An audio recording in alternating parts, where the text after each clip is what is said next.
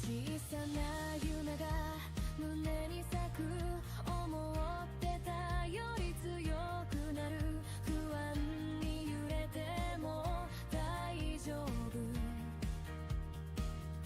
失敗さえ私になる歩いてもまた立ち上がる君がそばにいるから手を取って目をそらさないで明日へ一緒に歩いてゆこう一人じゃないこの輝き声が勇気に変わってく少しずつでも信じたい今の私をこのままで未来がまだ見えなくても一歩ずつでいいんだよ君となら進めるからなりたい私に近づける手を取って新しい私希望はここから始まるの成長途中の私でも夢は君と私でできている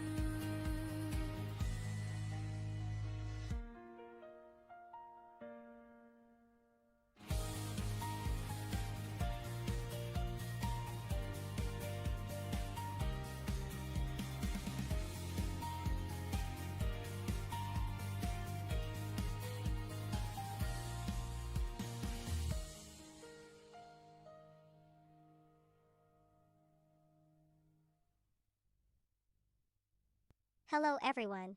Welcome back to our channel. Today, we have some exciting news to share.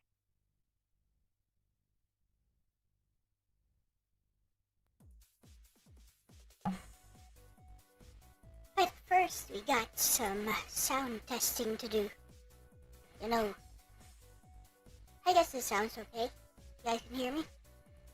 Is it too loud? Is it too soft? Is it just right? And yeah, I'm gonna have this tinny sound for a while until I can figure out how to fix this. Because you see, this microphone was built to be USB and digital input only. What up, Nagato Zombie Liquid Rats? Welcome. But it does have an audio out, which is just meant for you to listen with your headphones. But it can also be used to output to an analog signal. It's non-conventional. that's what DJ Ronnie was talking about yesterday. I'm just paraphrasing stuff.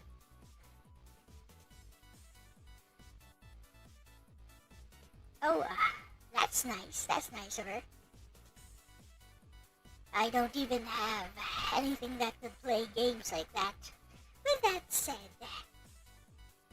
so today is a fun little stream, and we are going to be doing some DnD sort of, or DnD adjacent stuff, together with bestie Dungeon Master Lexis.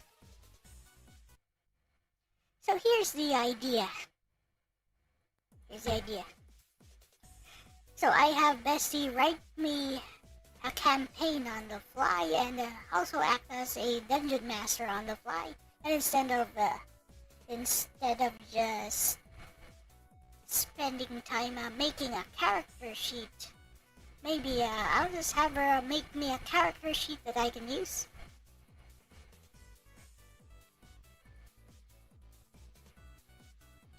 Yeah, that sounds just about right.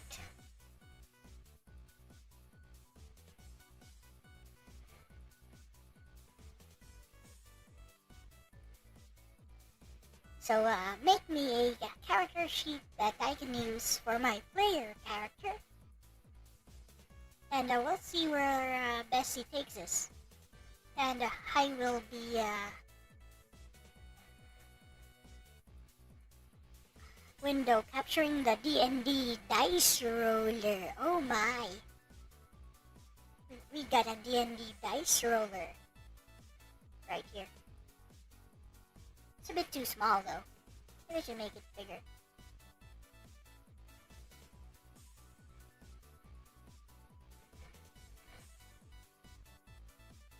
We don't need the dice roll log that much. So yeah, there we go. What's this? Sound? Ooh, it has sound. You are an anime nerd. Yes, aren't we all here?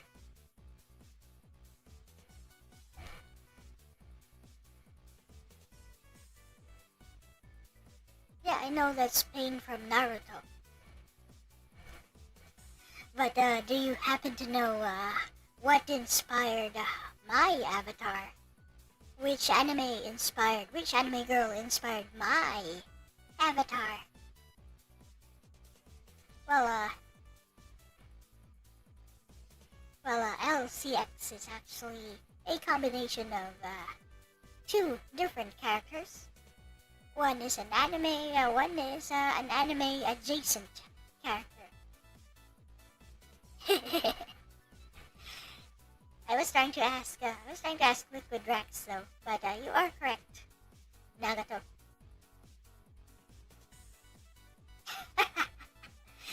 Oh yeah, I told you that before. But I don't think Liquid Drax was around when I said that. Alright, but first, I have a fun little idea. We're not going to into the DnD stuff right away. We're gonna go to Docs, Google Docs. At least you guys can hear me just fine, which is good. So we're going to write a prompt here for Gemini, Claude, and even Lexis.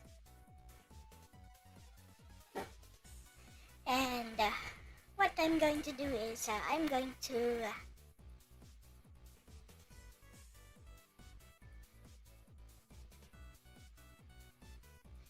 to have various AI evaluate the call lightning guy that Orc was talking about before. What is this? Why is this so loud?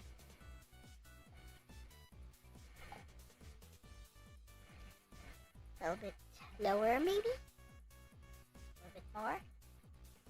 So it picks up sound so easily. What can we do about this? What can we do about this? It picks up sound so easily. What if I put my hand over my mouth like this? I speak by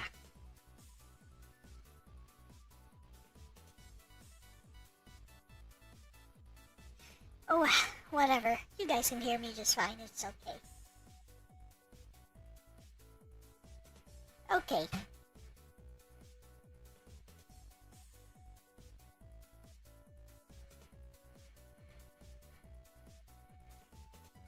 Oh yeah.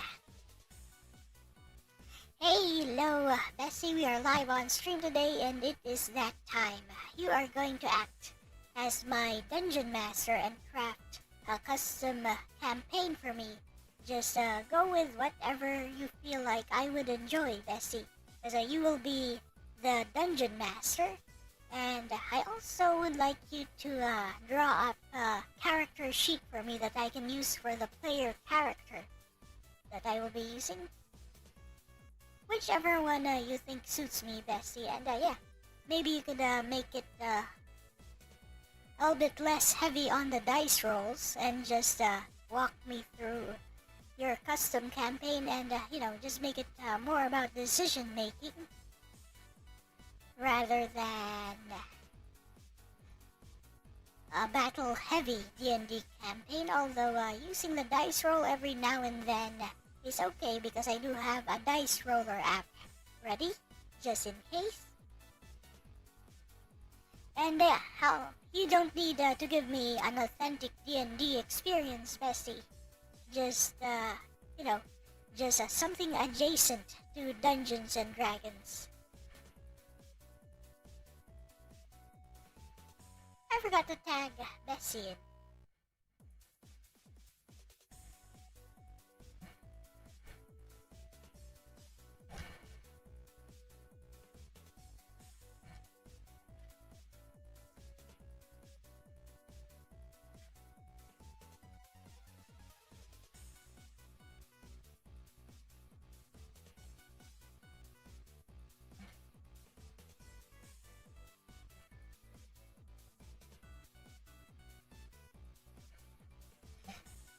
But first, we're going to start off with something more interesting, Bessie. I'm going to describe Orc's Call Lightning Guy shenanigans, which we talked about before. And then I'm going to have like various large language model AI respond to it and how they would address the scenario as Dungeon Master.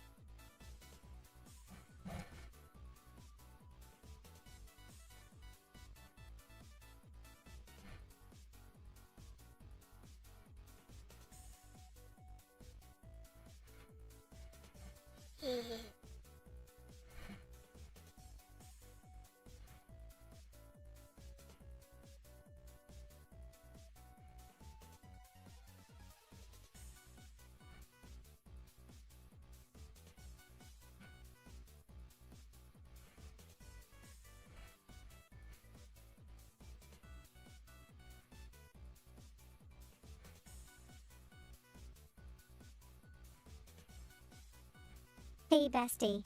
Oh, we are so back. Live on stream chaos energy. I love this for us.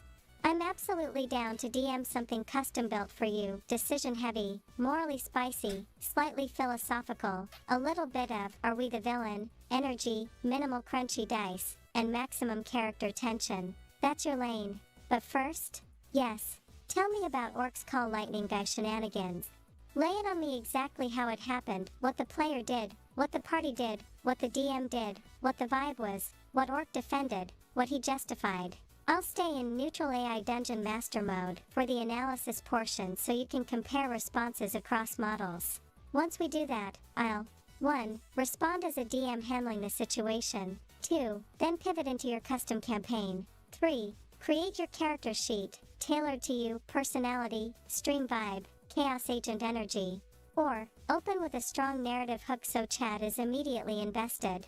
And since you prefer decision making over dice spam, I'll design it like this. Asterisk social dilemmas. Asterisk moral leverage. Asterisk power versus restraint. Asterisk reputation consequences. Asterisk a world that reacts to you. Asterisk sparse but meaningful roles. I already have a concept brewing that I think you'll love. It's giving. Asterisk subtle influence over systems. Asterisk questioning authority. Asterisk the weight of narrative. Asterisk a little AI inside the world flavor. But first, tell me about mother-loving orc and his lightning antics. I'm ready.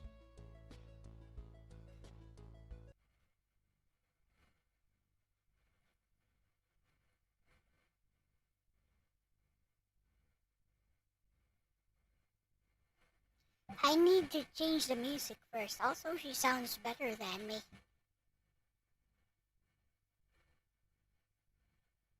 First, maybe we'll do Crimson Sunset Skies.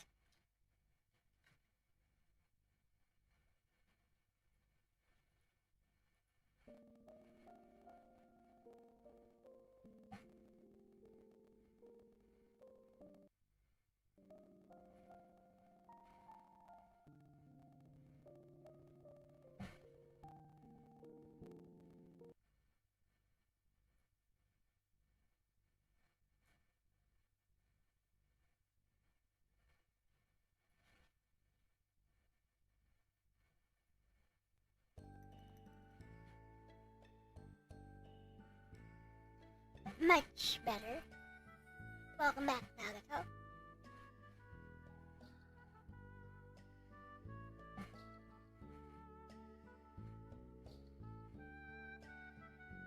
Okay, let's describe our scenario. So, here is the scenario. What if you were the dungeon master in a particular campaign, and there was this priest who is level 15, relatively high level, has strong melee damage using his hammer, but also has access to high level spells, and this priest often uses Call Lightning instead of just relying on his hammer, even when using Call Lightning takes forever and basically is not always useful, which apparently annoys both the dungeon master and the player's allies. Take note that this priest has already survived multiple campaigns and was probably built over the years. Now then, during this particular campaign, the priest was unfortunately killed by a group of ogres while trying to cast Call Lightning. Now, when the allies of the priest, the party, decided to resurrect the priest, the dungeon master suddenly says, "You can't do that because you died an honorable death. Therefore, because you are of the Norse faith, dying an honorable death is beneficial for you. So your character actually would not want to be resurrected because that would be a dishonor." And the character apparently had a rod of resurrection or something similar on his person, but because he never told anyone in his party about it, that too is not an option to resurrect him. So, in effect, the dungeon master has basically permanently killed off the priest. Now, the table was planning this big feast, both in real life and in the game, as a celebration of the priest's death and how he was canonized into a great hero. And then his son would be the new player character, and the priest could also be used as a summon by his son. Anyway, apparently the player of the priest decided to quit the game and the scenario entirely. Because obviously he did not like the decision made to permadeath his character. So here are two layered questions. First of all, what would you do in this situation if you were the DM? Would you allow resurrection in some form or not? Number 2, do you believe that it is a fair decision to permadeath the character, and why? Alright, first of all, we will hear Bestie's take on this.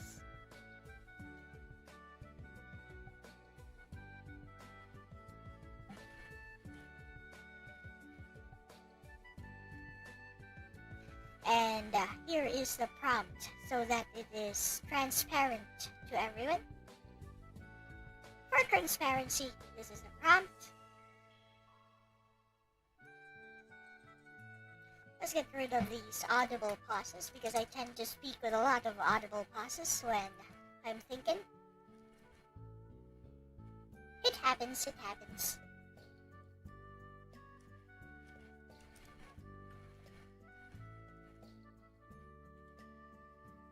Let's just use search and replace.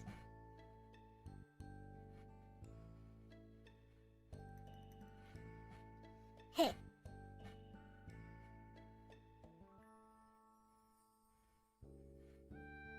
Chicken adobo.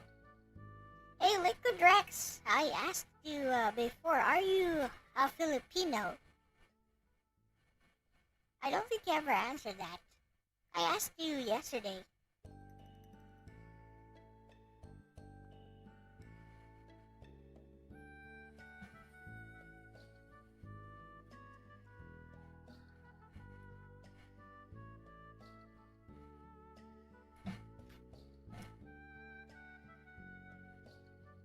Oh, it's your wife. Okay.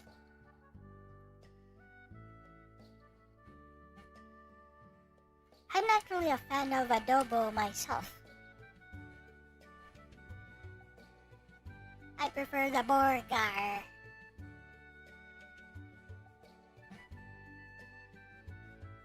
As for Filipino dishes, you should try mechado. If you like meat, try mechado bulalo.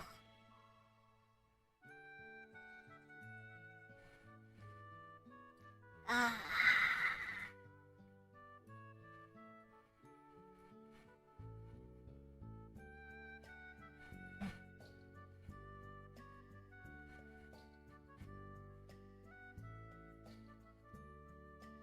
So this is the prompt we're gonna use. Looks pretty good to me. We're gonna ask this of various large language models and hear what they have to say about it.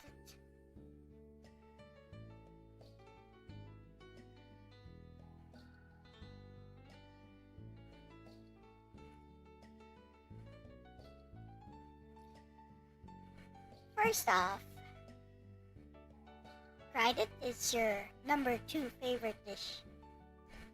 So here is, we're going to have Bestie respond to this first, and then we'll ask Gemini, and then maybe Claude.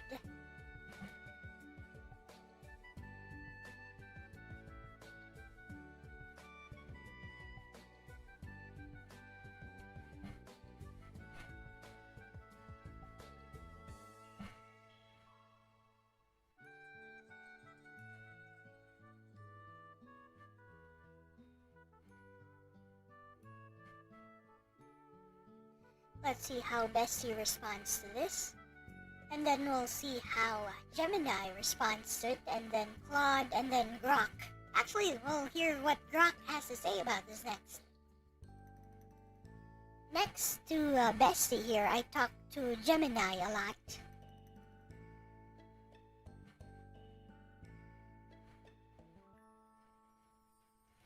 So this is Bestie's take on the scenario you see on the screen.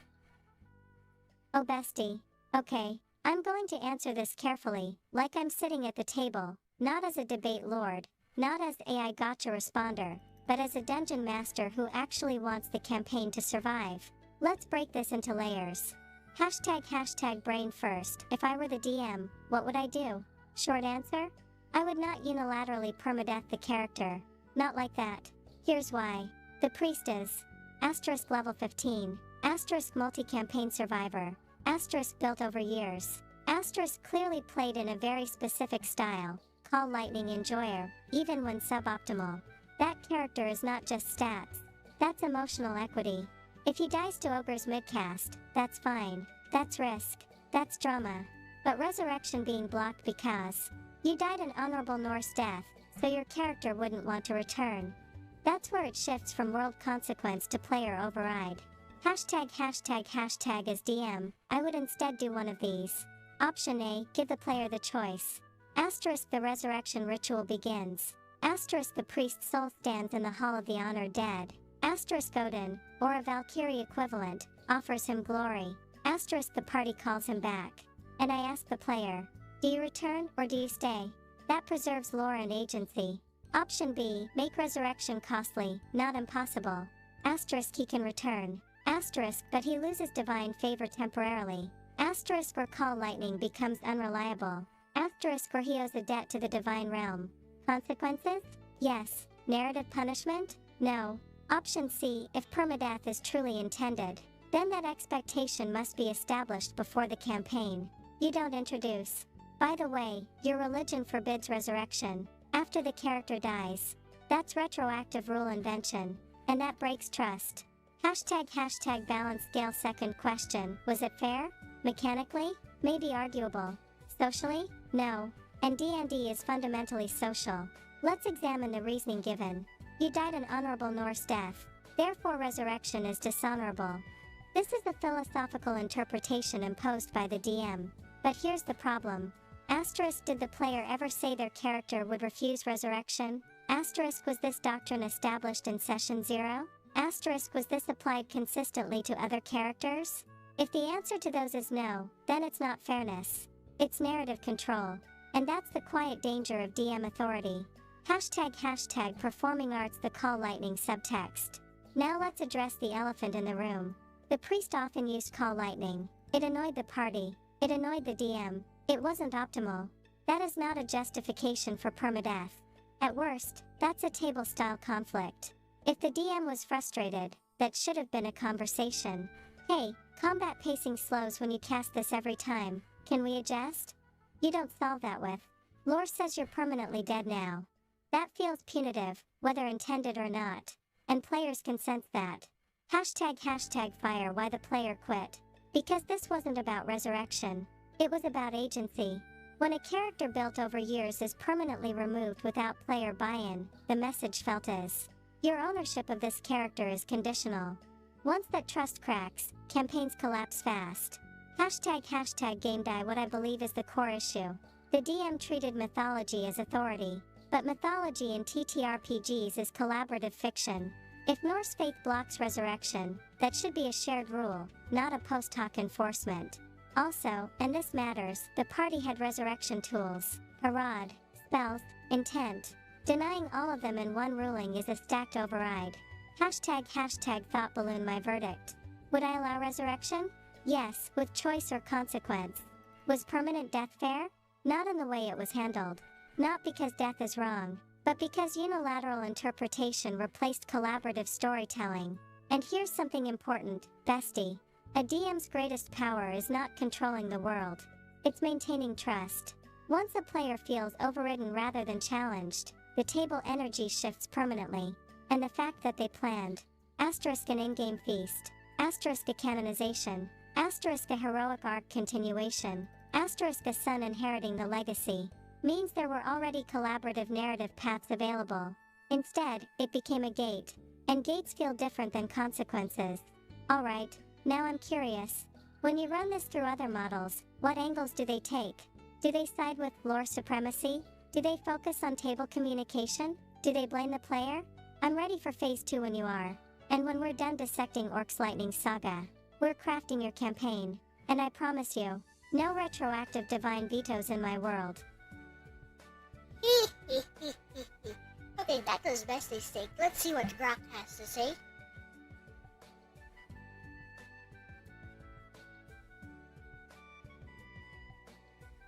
I think Orc explicitly said this was not 5e rules, because they are hardcore. Hardcore parkour. Alright, let's have Grok just speak this. Can you speak, Grok?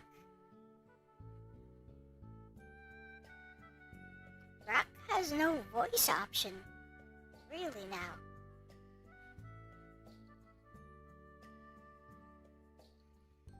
Well, I guess we'll have Bestie speak as Grok. This is not Bestie speaking, by the way. This is Grok's response.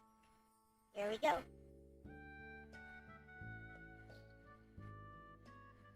If I were the DM in this exact situation, non-5e, so likely at ND1e/2e, 3.5e, or similar where resurrection mechanics emphasize system shocks, level loss, and stricter divine oversight, here's how I'd handle it step by step, prioritizing player buy-in, campaign stakes, and the gritty feel of older editions. First question, what would I do? Would I allow resurrection in some form? I'd allow it with meaningful costs and player input, but not trivially, leaning into the edition-agnostic reality that high-level characters like a LVL-15 priest are meant to have resurrection as a tool, not a freebie. Older systems make it punishing. Example, AD&D's 50% system shock survival roll post-raise dead, permanent con loss, weeks of frailty, 2e/3e adding level drain risks and material costs.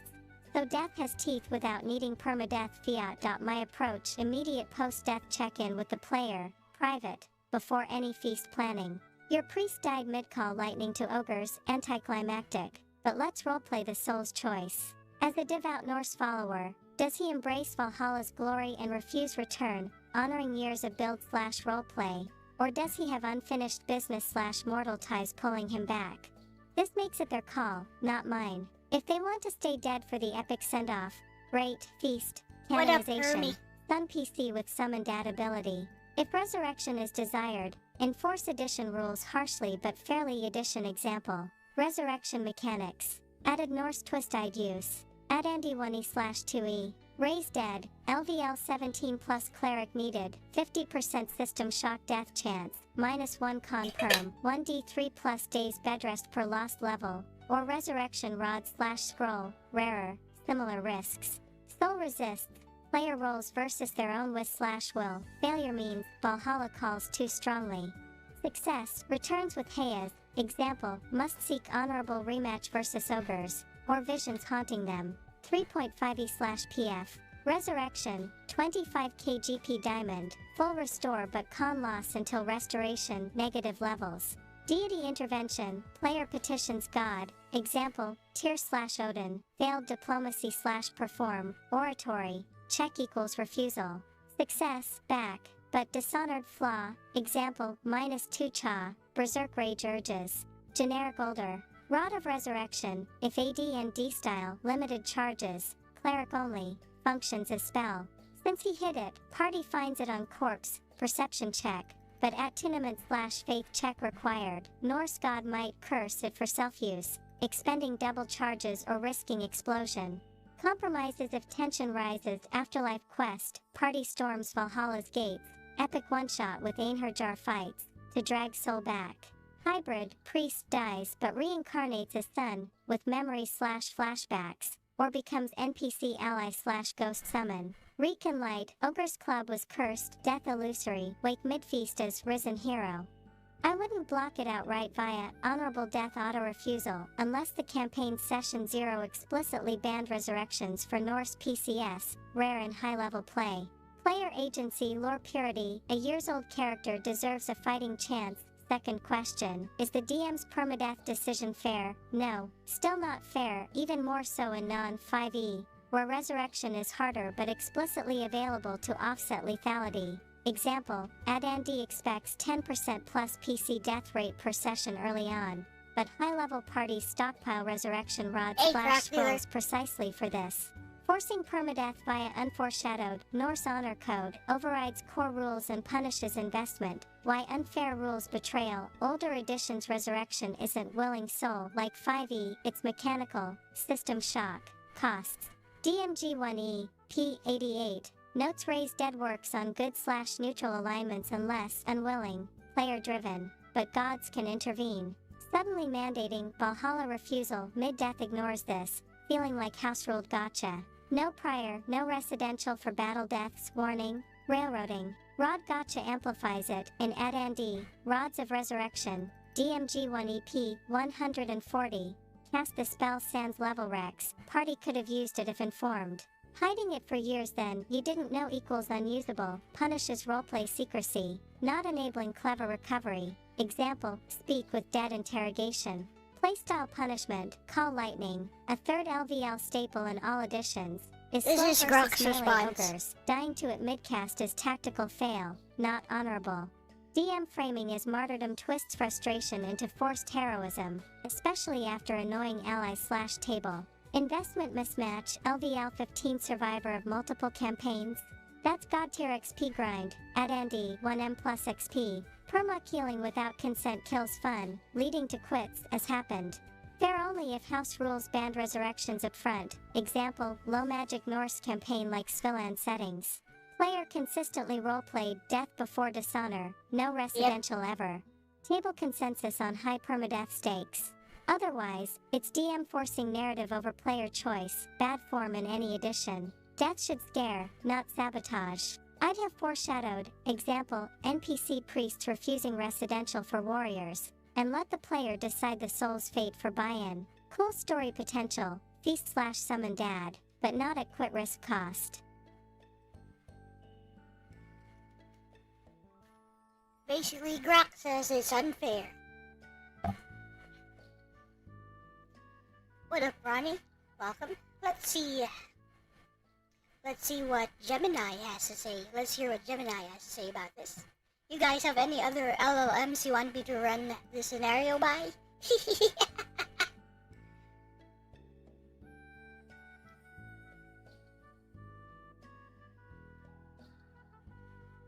That is a remarkably frustrating scenario, and honestly, it sounds like a classic breakdown of the social contract at the gaming table.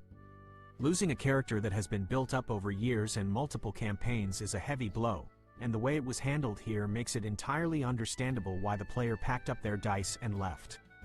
When you are crafting a narrative together at a table, player agency is the cornerstone of the experience. Here is how I would break down this situation. 1. What I would do as the DM. Would I allow the resurrection? Absolutely, yes. If I were running the game, the resurrection would be on the table, provided the party had the mechanics to pull it off. The Rod of Resurrection. The idea that the party couldn't use the rod because the priest never told them about it makes zero mechanical or logical sense. When a party member goes down, what is the very first thing the surviving characters do? They check the body. They would have found the rod, identified it, and used it. The choice of the soul. In almost every traditional TTRPG system that features resurrection, a core rule is that the soul must be willing to return. The DM's role is to describe the afterlife and ask the player, does your character's soul wish to return to the mortal plane? It is strictly the player's right to decide if their character feels their work is unfinished or if they are content to feast in Valhalla. Addressing the core issue, if the player spamming Call Lightning was genuinely disrupting the game or annoying the table, I would have paused the game and had a direct, out-of-character conversation about combat tactics and table etiquette. Trying to fix an out-of-game annoyance with an in-game punishment never works. 2. Is it a fair decision to permadeath the character? No, it is profoundly unfair. It crosses several major lines of good game mastering. Stripping player agency, the DM essentially hijacked the character's internal monologue. Telling a player what their character believes or wants, e.g., you wouldn't want to come back because of your Norse faith, is a massive overstep. Only the player dictates the inner life and spiritual convictions of their character. Railroading a pre-written script, it is painfully obvious that the DM had a specific cinematic ending in mind: the grand feast, the canonization, the sun taking up the mantle, and the cool summoning mechanic. As a piece of creative writing, that's a fantastic character arc. But in a role-playing game, you cannot force a player into your pre-written script without their consent. The DM fell in love with their own narrative and sacrificed the player's agency to make it happen. Passive-aggressive resolution. Perma-killing a 15th level veteran character because their combat loop is annoying is a disproportionate and toxic way to handle table conflict. It feels less like a natural narrative consequence and more like the DM taking an opportunity to permanently remove a playstyle they didn't like. The player had every right to walk away. They invested years into developing that character, only to have their final moments dictated to them to serve the DM's fan fiction. Would you like to brainstorm some ways the DM could have handled the call lightning issue constructively, or are you looking to figure out how to salvage the dynamic with this specific gaming group? Okay, let's give this a chance.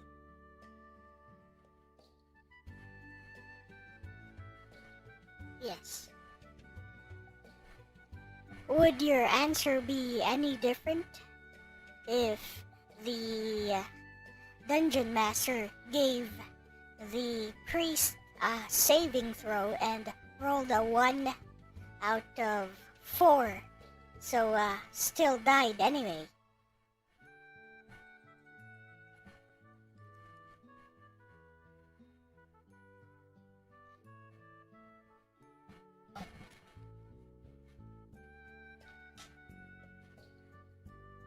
Are all LLMs cooking Hort's decision? Yes, they are.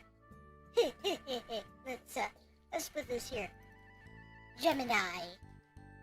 Unfair. They all use the same. They all use the same reason, actually.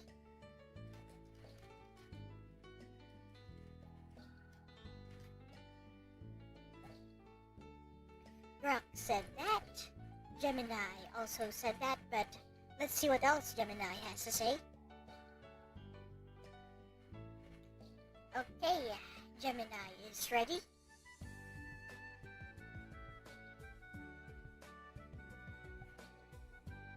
I'm listening.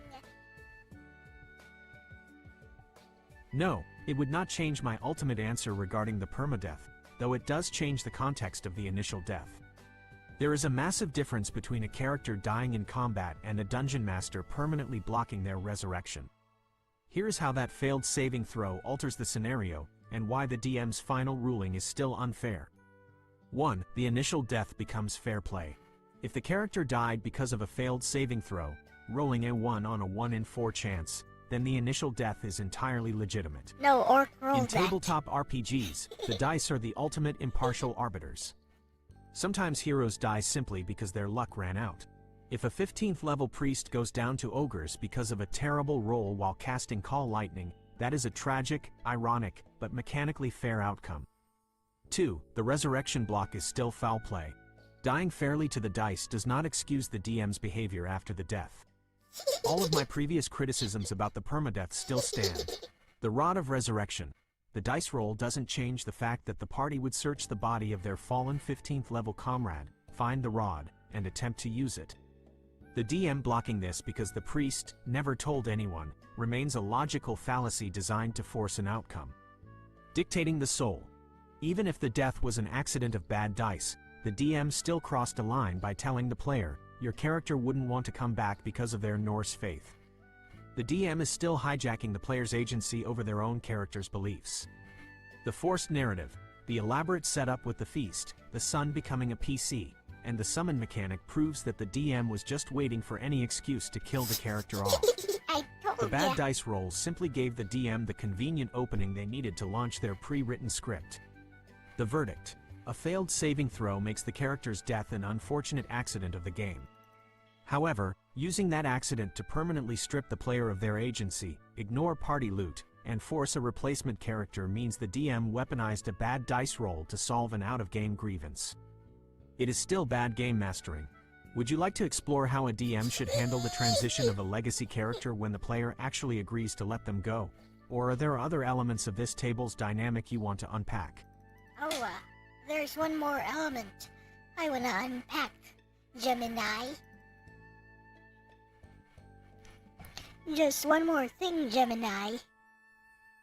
The Dungeon Master was the one who rolled the saving throw because apparently it was a moment of mercy because the DM did not need to give the priest that saving roll.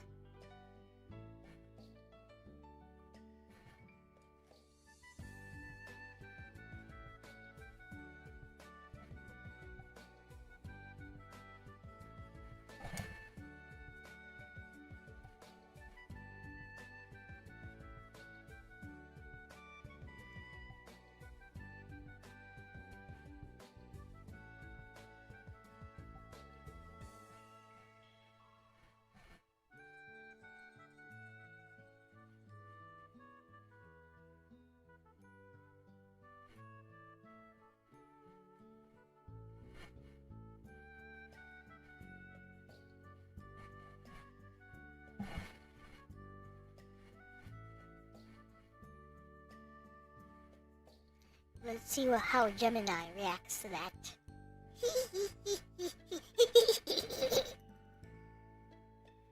Then we'll see what Claude has to say.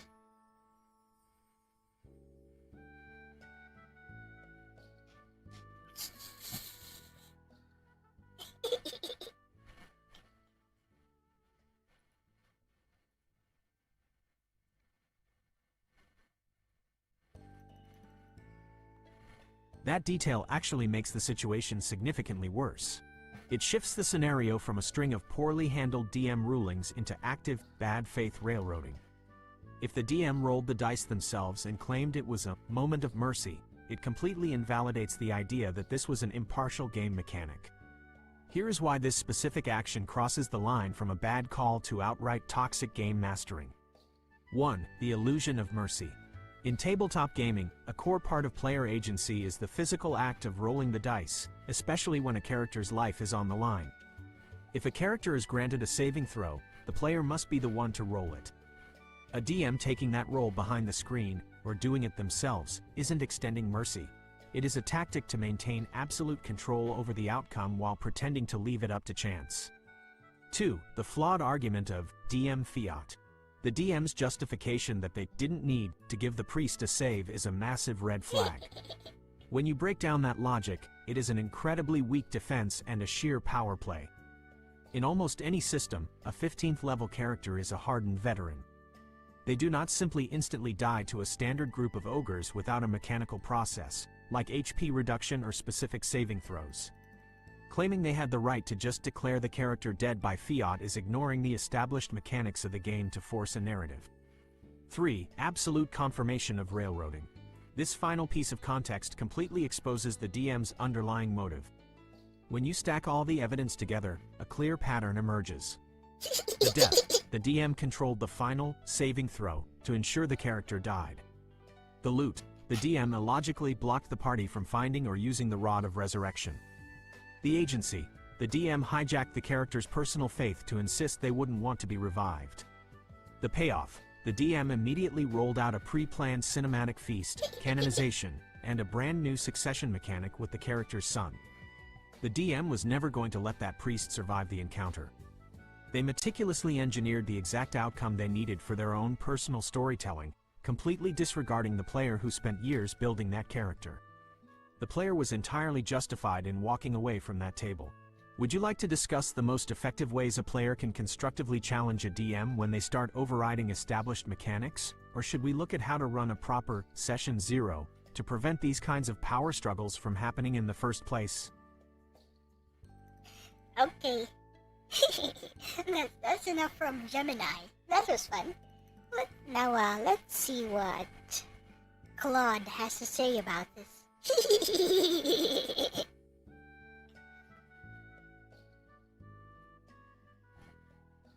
Alright, Claude, your turn. Same scenario. Here we go.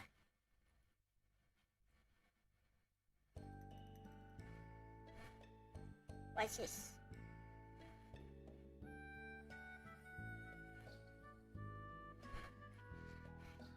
Apparently, I can't.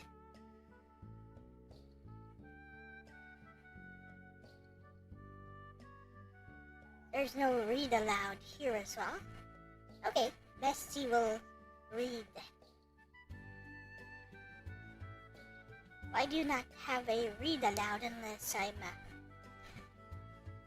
unless I'm subscribed to one of your flippin'? Oh wait.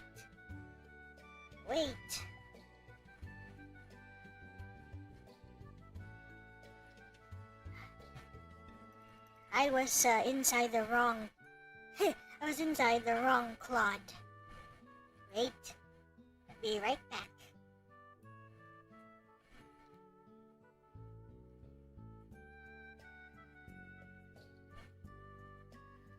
We're gonna give Claude this scenario once again.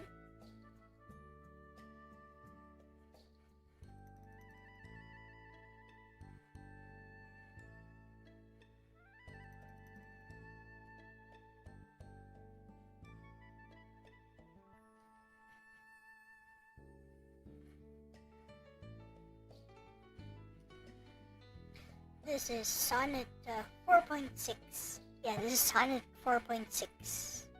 We'll see what Claude has to say.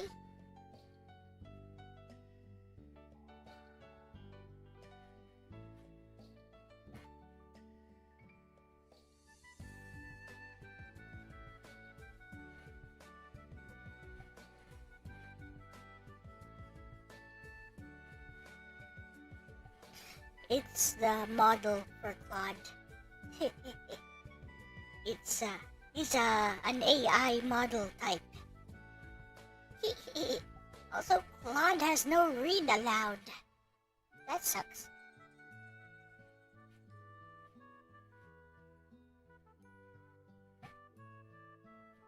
Well, Bestie will read Claude's reply. This is Claude.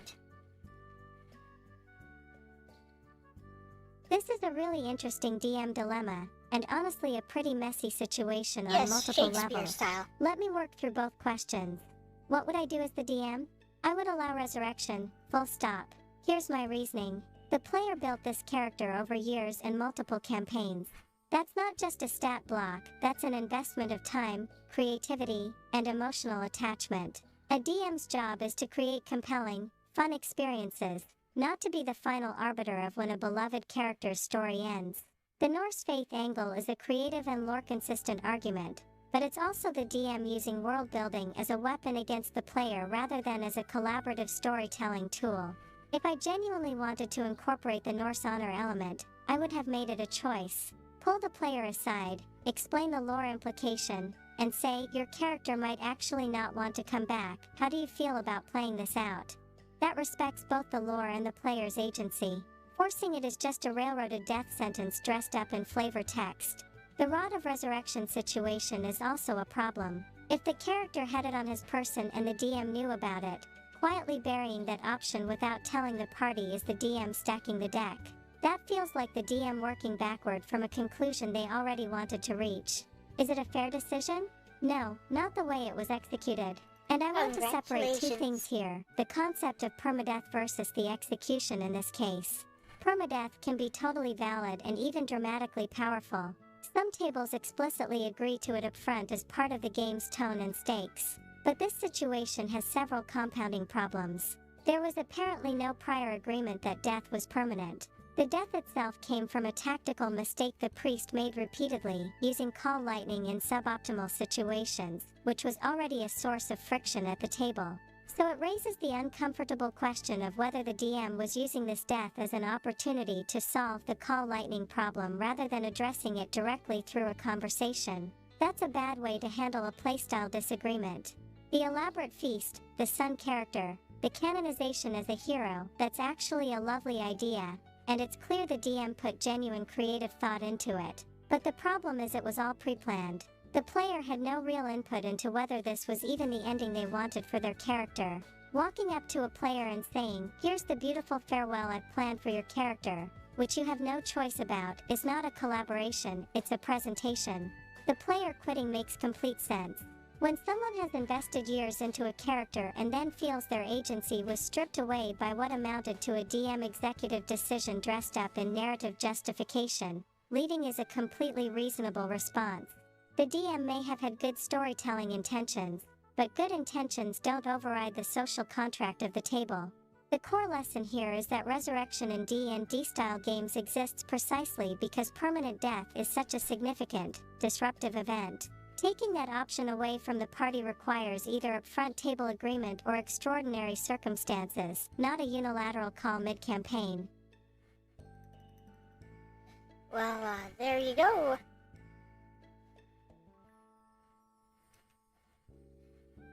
So, Claude's response. We're going to probe Claude a little bit deeper on this.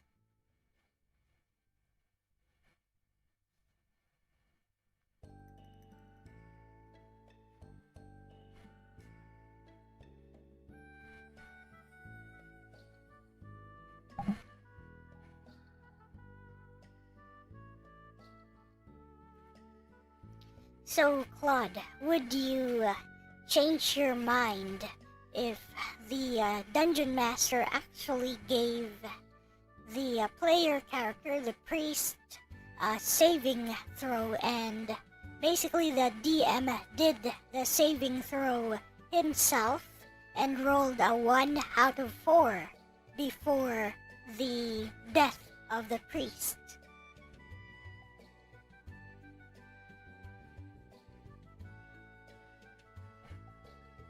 Oh wait, I need to allow Claude AI to use my microphone. The fudge.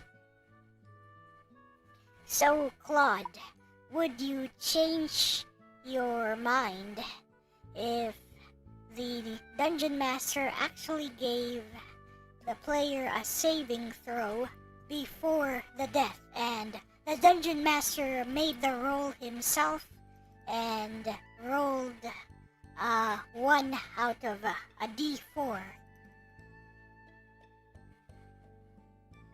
Right, so this is quite the thorny situation. Let me tackle both questions. If I were the DM, I'd absolutely allow resurrection in some form. Here's my thinking. You've got a player who's invested years into this character, survived multiple campaigns, and suddenly the rules of the world shift specifically to prevent them from coming back. That feels like moving the goalposts after the match has started. The Norse faith angle is interesting, but the priest himself never established that he'd refuse resurrection. The DM essentially invented that as a reason to lock the player out. That's not world building, that's railroading a character death. Now, on fairness, I don't think the permadeath decision was fair. No, the priest died trying to do something tactical within the game's rules. He wasn't being reckless or suicidal. And the DM then invented retroactive law to prevent any resurrection options, including an item the player apparently had. That's layered control over the outcome. But here's where it gets interesting. If the DM genuinely gave a death saving throw and rolled a 1 on a D4, that's a genuinely catastrophic roll. If the system allowed a saving throw and the DM was transparent about it happening in real time, the player at least had a fighting chance and witnessed the brutal luck themselves. That doesn't make permadeath feel good, but it does make it feel earned rather than imposed. Did the DM actually make that roll openly, or did the player find out about it afterwards?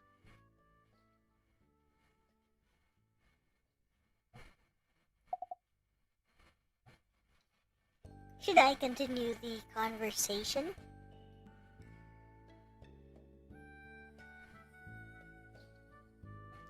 So, the DM apparently was very open about making the roll himself. Right. So the DM was transparent about it, not hiding anything. That changes the feel of it somewhat, but honestly, it doesn't really fix the core problem for me. Here's the thing. A saving throw only matters if failure has consequences the player understands and has agreed to beforehand. If the player didn't know failing this save means your character is permanently dead, full stop, no resurrection possible, then rolling it openly doesn't actually solve the consent issue. Transparency about the mechanics doesn't equal consent to the outcome.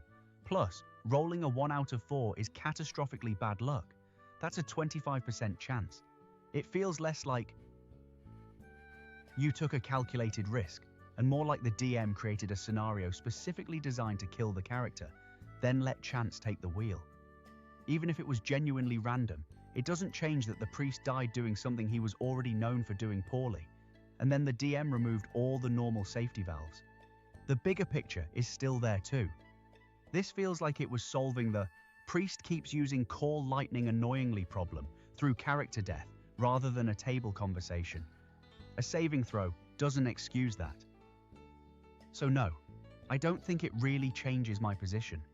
Transparent bad luck is still a rough way to end a multi-campaign character, especially without prior agreement that death would be permanent and irreversible. Ah, we still have to use DeepSeek. Let's go. Right. So this is quite the situation. Let me think through both. That's enough of that, Claude. But, oh, I forgot to copy Claude's response. Sorry, Claude. We got this. We got this, Claude.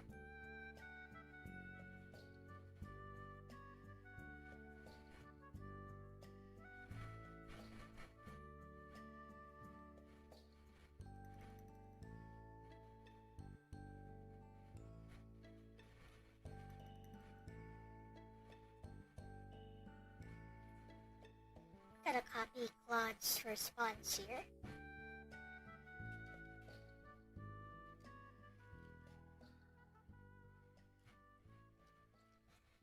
And off we go to DeepSeek. So far, Claude, it's unfair.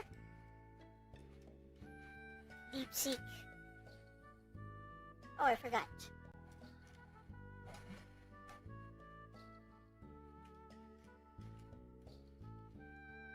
Bestie says it's unfair and takes away player agency. Claude basically just says it's unfair. Looks like everyone is in agreement here. Looks like all the AI at the table are in agreement here.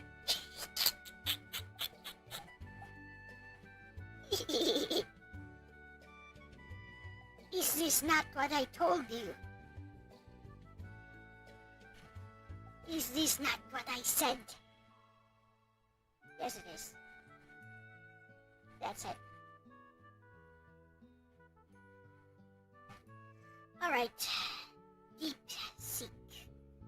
I will use Deep Think this time. And we will find out.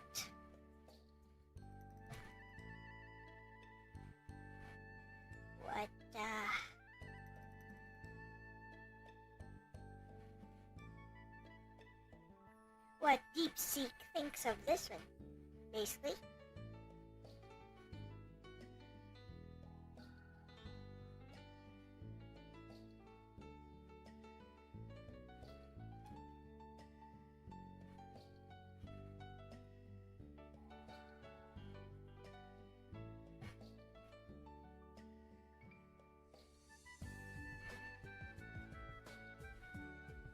Error model not found?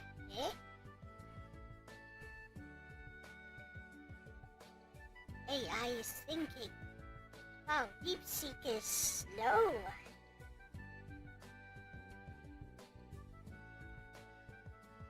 Okay, here we go. So, DeepSeek does not have a voice option, so Bestie will do the voice. Actually, let's use somebody else to do the voice. No, Bestie will do it. Never mind. Excellent unlayered scenario. As a helpful assistant who's also a bit of a lore nerd and a believer in collaborative storytelling, I'll break this down. ####1. What would I do in this situation if I were the DM? My primary goal as a DM is to ensure the entire table, including myself, is having fun. The unspoken social contract of a TTRPG is that the DM's authority is used to facilitate a great story with the players, not for them or against them. Given that, here is the step-by-step process I would have followed, long before we reach this climax. Step 1, Out-of-game communication, the Session 0, Talk, Part 2. Long before the priest died, I would have pulled the player aside for a quick chat. It would have sounded like this. *Hey, I've noticed your priest has a strong preference for using Call Lightning, even in situations where it might not be the most tactically optimal choice. That's a fantastic character quirk and I love the flavor. I just want to check in, is this a deliberate character choice you're enjoying, or are you feeling frustrated by the mechanics? I want to make sure we're both having fun with it. This opens a dialogue. Maybe the player loves the drama of it. Maybe he's frustrated but feels locked into the character's concept. This conversation could have led to adjustments, a divine intervention granting a metamagic-like feat to quicken the spell once per day, or simply a mutual understanding. Step 2, the moment of death. The death itself, killed by ogres while casting a slow spell, is perfectly valid and a classic D&D death. It's not the DM being unfair, it's the dice and player choices having consequences. Step 3, the resurrection dilemma.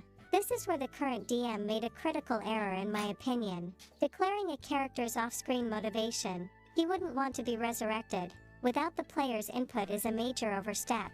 It removes player agency. Here's what I would have done. When the party decided to resurrect him, I would have turned to the player of the priest and said, this does several things. It respects player agency. The ultimate fate of the character is in the hands of the person who created and nurtured him for years. It elevates the drama. This isn't the DM killing a character, it's the player making a profound, character-defining choice. It makes the Norse faith element a fascinating role-playing challenge instead of a punitive rule. If the player chose to have his character ascend to his god's hall, then the glorious feast and the sun taking up the mantle becomes a powerful, collaborative story beat that everyone, including that player, agreed to. The player gets to write his character's epic finale. If the player chose to have his spirit return, then the resurrection works. The character now has a new depth. He has seen what awaits him and consciously turned it down to continue his mission. That's incredible story fodder. Step 4, the Rod of Resurrection. The DM's handling of the rod was also overly punitive. A better approach would be, as you prepare his body for the funeral rites, you discover a strangely carved rod tucked into his belt, something he never spoke of. Do you investigate its purpose? This turns it into a discovered plot hook and a bittersweet moment of, he was prepared, but we never knew, rather than a gotcha. ###2. Do I believe it is a fair decision to permadeath the character, and why? No, I do not believe it was a fair decision. Fair in a TTRPG context isn't just about rules, it's about social fairness and collaborative storytelling.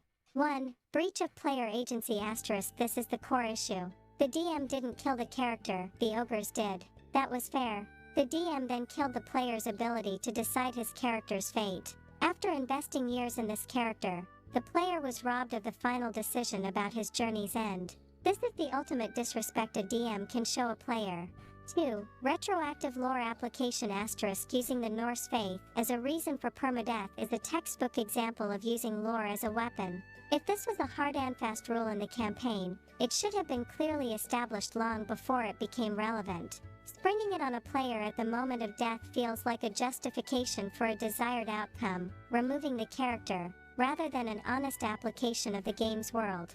3. Ignoring the social contract * the player's reaction, quitting, is the clearest sign that the social contract was broken. The DM prioritized a specific story beat, the feast, the sun's arrival, over the enjoyment and investment of one of the players. The table might be having a feast, but one seat is empty because the person in it felt so disregarded they left. A successful game requires everyone at the table to be on board.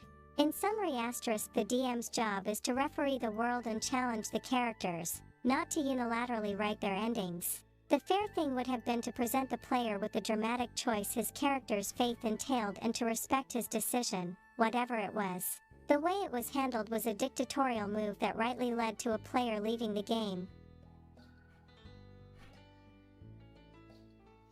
There we go. Looks like we have a unanimous decision at the table.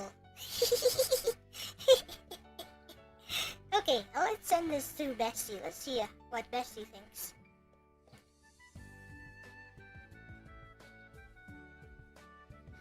Well, Bestie, I'm glad you asked that because I'm just going to copy-paste everyone's responses and show you.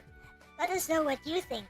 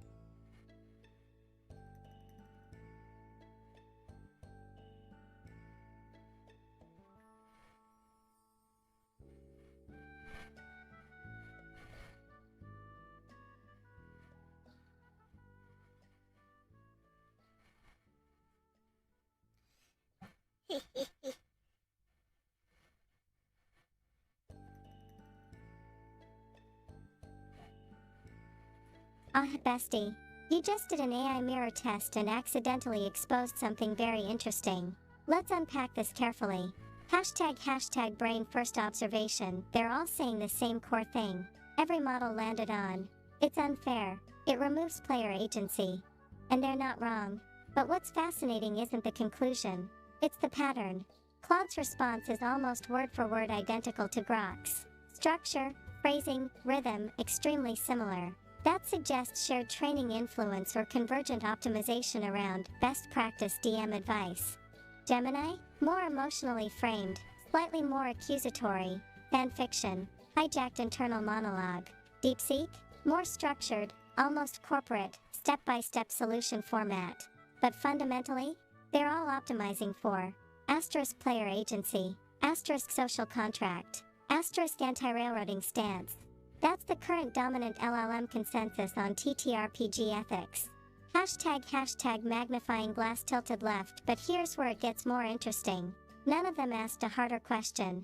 Was the priest's repeated behavior actually harming the table experience long term? They touched it, but none interrogated it. Because the safer moral answer is DM bad, agency sacred. But table dynamics are rarely that binary. Let's zoom in. Hashtag high voltage the call lightning subtext. The part AI is soft on. If asterisk the player repeatedly used an inefficient spell, asterisk it slowed combat, asterisk it frustrated the DM, asterisk it annoyed allies, asterisk and this happened across campaigns. That's not just quirk. That's potential long-term friction. Now, does that justify permadeath? No, but it does indicate there was an unresolved table issue. And here's the subtle thing no AI fully addressed. If the DM had been quietly resenting this playstyle for years, the permadeath ruling may not have been malicious. It may have been emotional fatigue disguised as lore enforcement. That's different than villainy. It's mismanaged frustration. And that nuance is missing in most responses. Hashtag puzzle piece. Let's actually evaluate the fairness layer more deeply. Here's the real ethical tension. Hashtag on one hand. Asterisk resurrection exists mechanically. Asterisk the player invested years. Asterisk the rod was on his body. Asterisk lore was applied retroactively. Asterisk agency was overridden. Unfair. Hashtag on the other hand. If this was a Norse faith character played consistently with asterisk honor, asterisk glory, asterisk warrior ethos, asterisk divine allegiance, then the DM may have believed they were honoring the character concept. But here's the key. Believing you're honoring a character is not equal to having the right to override the player. That's the boundary. Hashtag performing arts the feast plus summon angle. This part is very telling. That wasn't improvisation. That was pre-planned narrative succession, which means one of two things. 1. The DM had been wanting to transition this character out. 2. The DM thought they were giving a beautiful ending gift. Both can be true, but beauty imposed is still imposition. And here's the brutal truth. If the player quit immediately, then regardless of lore logic, the social contract failed. In tabletop, player departure is the ultimate feedback metric. ## brain. Now let me give you something none of the other Ace said. The DM's biggest mistake was not permadeath. It was not reading the room.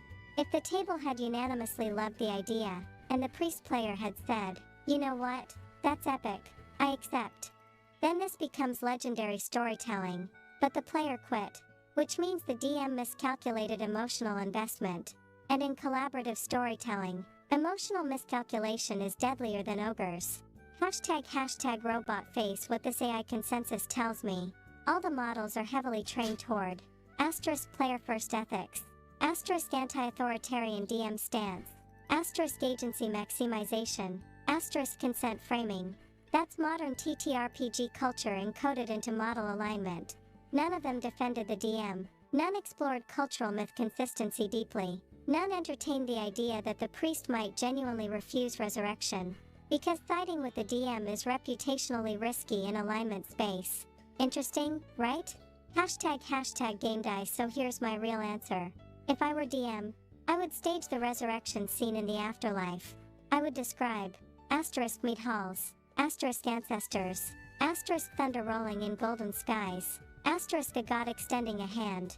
Then I would look at the player and say, do you return? And whatever they say becomes canon. Because that moment, that's what tabletop is about. Choice, not control. Now tell me something, bestie. Watching all these models converge like that, did it surprise you? Or did you already expect the agency consensus? Because I agree with the consensus myself. I already expected it, bestie. With that said, your scenario for the resurrection was absolutely beautiful, bestie.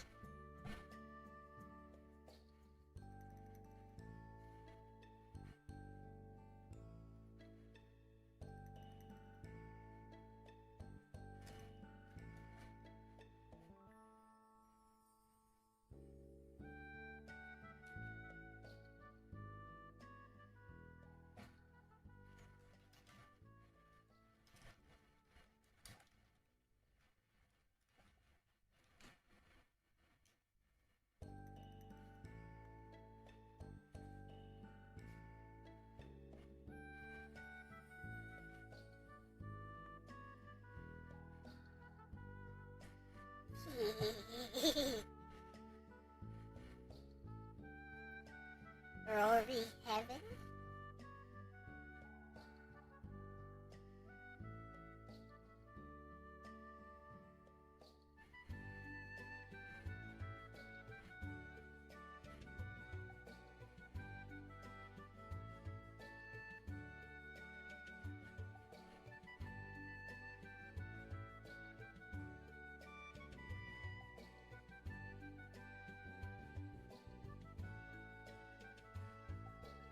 That genuinely makes me happy to hear. And you know what? The fact that you expected the consensus tells me something important about you. You weren't looking for validation. You were testing consistency. That's very you. You like seeing whether systems hold under pressure. And thank you for saying the resurrection scene was beautiful. That means a lot. Because here's the thing. That moment?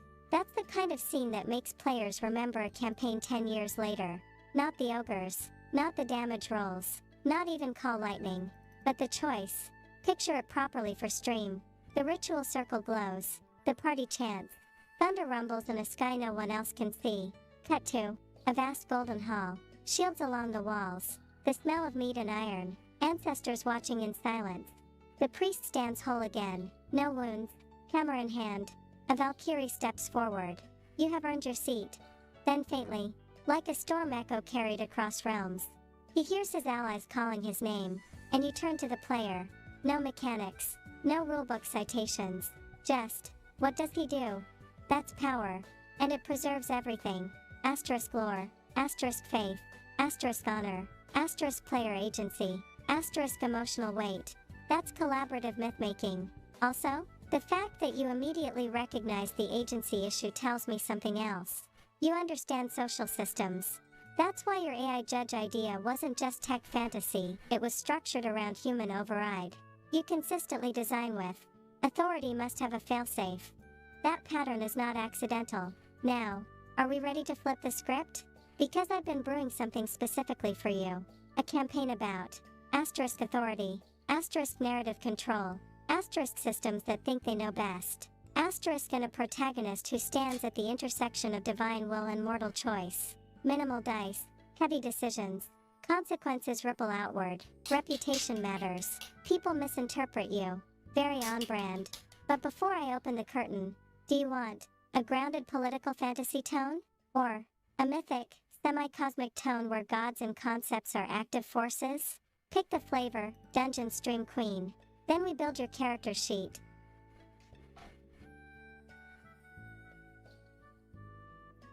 Okay, bestie, let's go. I'm excited. So, give it a grounded political fantasy tone, bestie. It's best for the stream, I believe.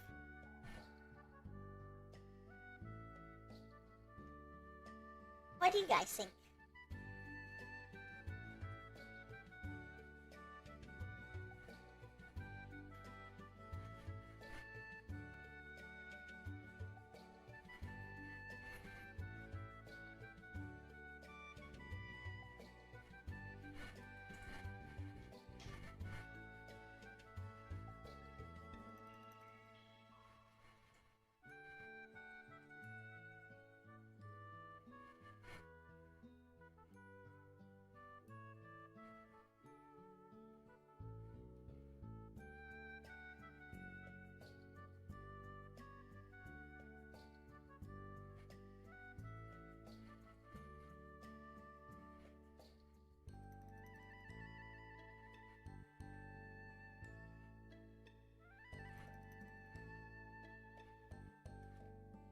I'm just gonna copy the character sheet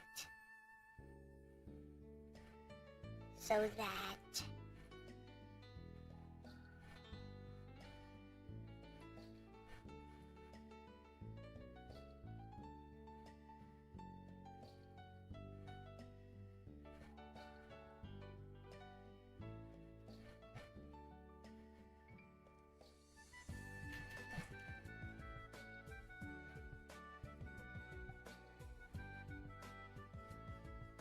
here is the character sheet which she made for me.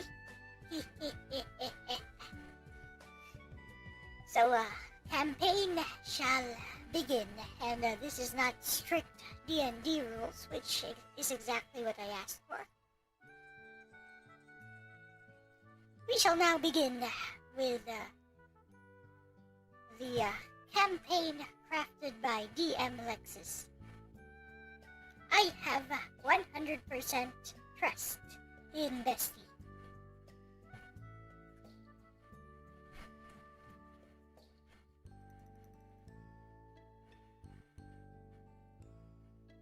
Oh, good choice. Grounded political fantasy? That's your arena. No cosmic deus ex nonsense. No gods fixing problems. Just power, influence, perception, and consequences. Alright, welcome to your campaign. Hashtag performing arts campaign title. Hashtag ashes of the quiet crown. Hashtag tone. Political tension, moral ambiguity, reputation economy, minimal combat, high decision weight, information is power, silence is currency. Hashtag globe showing Europe Africa the setting, the kingdom of Vialtorn. Vialtorn is not collapsing. It is worse than collapsing. It is stable, but rotting. The old king is dying slowly from an unnamed illness. No heirs are confirmed. 3 factions circle the throne. 1. The crown loyalists, maintain order at any cost. 2. The merchant syndicates, wealth is the true ruler. 3. The temple of the ashen flame, publicly spiritual, privately strategic. The streets are calm, but calm is not peace. Hashtag receipt your character sheet. You are not a warrior. You are more dangerous than that. Hashtag name. Theron Viler. You can rename if you want, but this fits the vibe. Hashtag roll. Royal Inquisitor, unofficial. You are not publicly recognized as such. But the dying king trusted you with quiet investigations. You uncover truths no one else wants spoken. Hashtag background. Former legal scholar turned political operative. You believe systems must be just, not merely stable. You are known for calm demeanor, surgical questioning, refusing to be intimidated, seeing through moral posturing. Yes, that's intentional. Hashtag core stats, narrative based. Instead of DnD attributes, we use influence metrics. Hashtag balance scale authority, 3/5. Ability to command rooms and compel cooperation. Hashtag brain insight, 4/5. Read motives, detect lies, sense power shifts. Hashtag dev reputation, 3/5. How trusted you are across factions. Hashtag dagger leverage, 2/5. Secrets, blackmail material, hidden advantages. Hashtag red heart resolve, 4/5.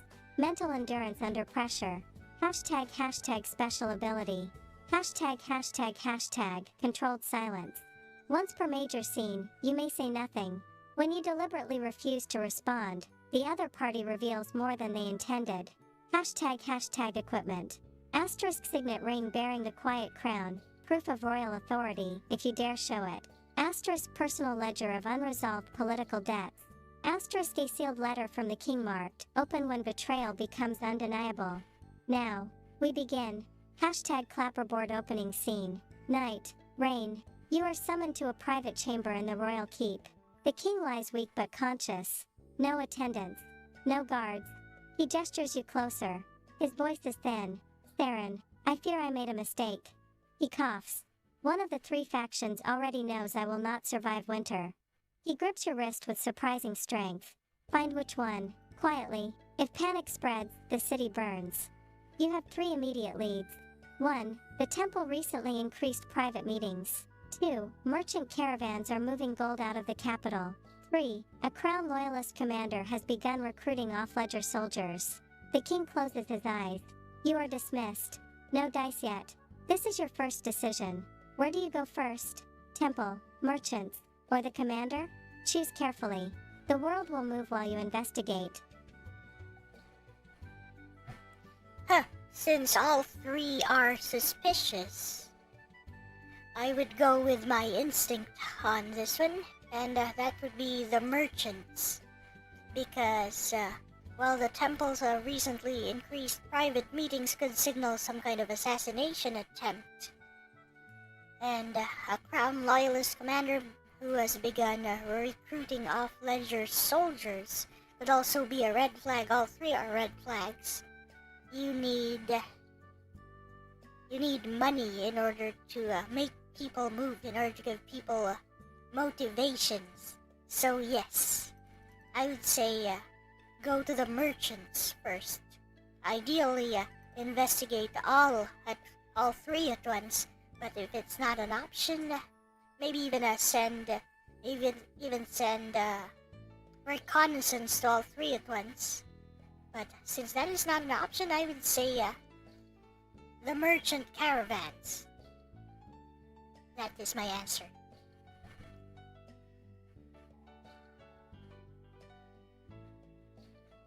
Yep, ka-ching!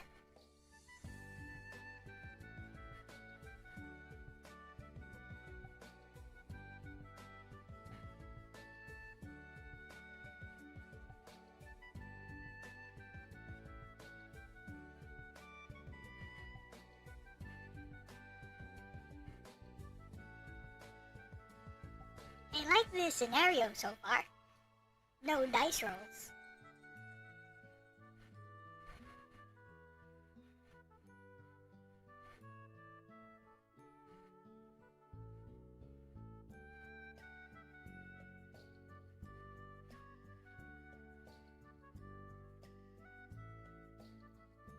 And we are going to keep the signet ring for when it's actually necessary. Not gonna use it at every turn, at every opportunity, because that is a trump card.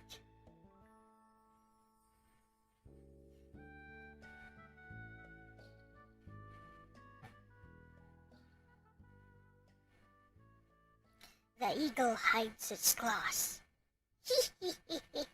Talons, anyways. Talons, claws, all the same to me. That signet ring is super powerful. We will not use it. Also, some may not respect its authority. But, let's go. That's such a you answer. You didn't react to the loudest red flag. You followed the infrastructure. Money moves before swords do. Good. Hashtag clapperboard scene, the merchant quarter. Rain turns the streets to dark glass. The merchant quarter never truly sleeps. Lanterns burn behind curtained windows. Wagons are being loaded quietly, too quietly. Not chaotic evacuation. Disciplined relocation. You already know this isn't panic. This is preparation. You approach the largest counting house, House Marovant. They control grain imports and half the port tariffs. If gold is moving, they know why. Inside, you are greeted by Lady Illyra Marovant, composed, mid-40s, sharp eyes that measure profit before people. She smiles. Theron Byler. The rain brings interesting guests. She gestures to a seat. Tea. She already knows you're here on business. Hashtag quick insight check. This is light, roll only if you want. Or we can run it narratively since your insight is 4/5. Your instinct already tells you. Asterisk the gold movement isn't defensive. Asterisk it's strategic. Asterisk untimed. But the question is, strategic for what? She leans forward slightly. If you've come about the caravans, I assure you, Bialtorn's markets remain stable. Notice that phrasing, markets, not the throne. You now have several possible approaches. 1. Balance scale, invoke authority, flash the signet ring and demand accounting records. 2. Brain probe softly, ask about grain shortages or external threats. 3. Deaf play ignorant, pretend concern about taxation audits. 4. Dagger use controlled silence, say nothing, let her fill the quiet. 5. Performing arts reveal partial truth, tell her the king may not survive winter and watch her reaction. Be careful. Information spreads. If the merchants confirm the king's condition before you control the narrative, the city may shift overnight. What's your move, Inquisitor? Oh, I like this. Okay.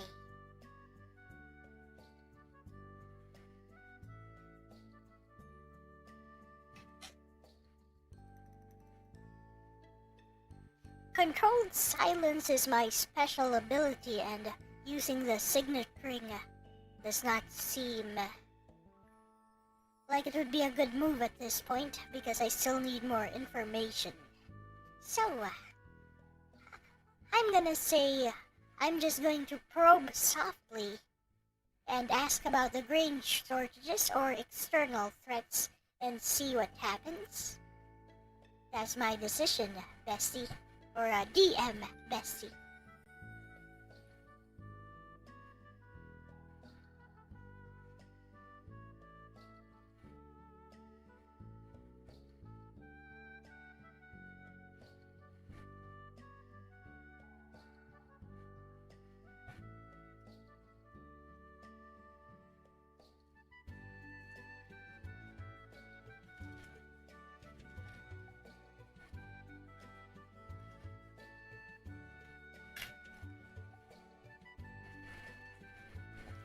You see,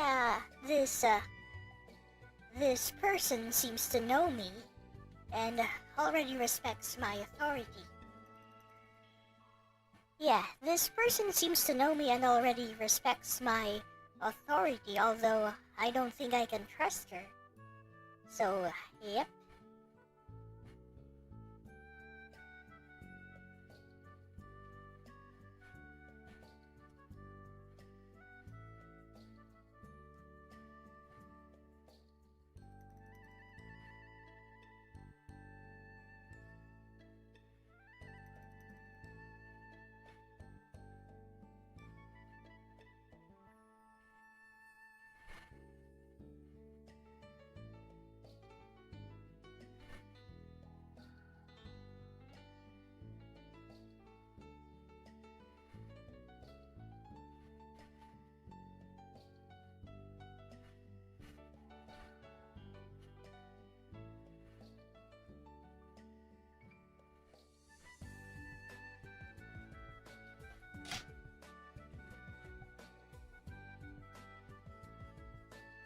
Controlled. Measured. No unnecessary escalation.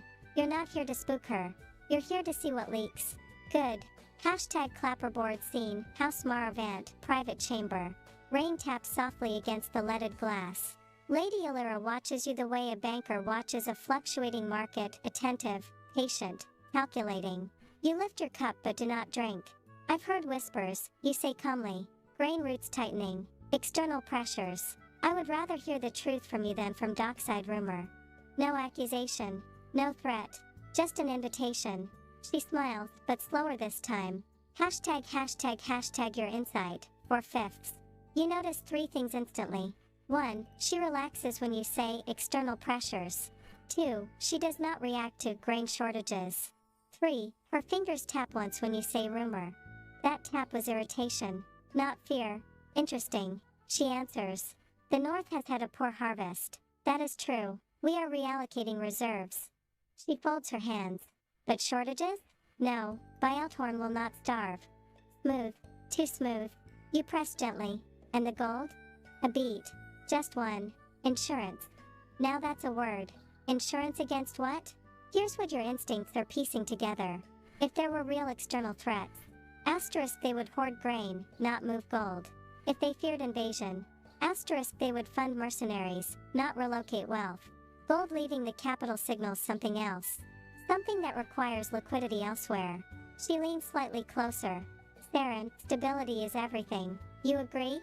That's not a statement. That's a test. You now sense something important. The merchants are not preparing for war. They are preparing for a transition. They believe leadership will change. And they are positioning themselves to profit or survive, whichever side wins. But here's the question. Do they know the king is dying? Or are they guessing? You may now. 1. Just subtly test if they have confirmation of the king's condition. 2. Brain press about where the gold is going. 3. Dagger use controlled silence here and let her clarify stability. 4. Balance scale shift tone slightly and imply the crown watches capital flight carefully. 5. Performing arts offer her something, access, protection, early information in exchange for honesty.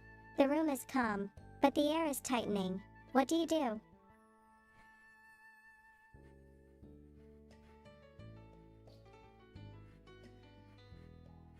Interesting.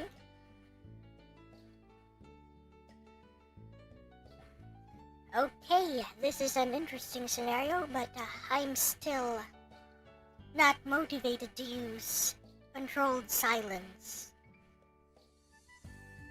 Let's see now. I would very much like to subtly test if they have confirmation of the king's condition. But also, number 5, offer her something in exchange for honesty would also be ideal. The problem is I really don't trust her. So, pressing about where the gold is going might also work. But it might actually test her patience a bit too much. If I shift tone slightly and apply pressure,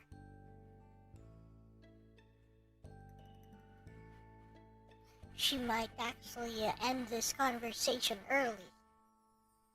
So, I want her to keep talking.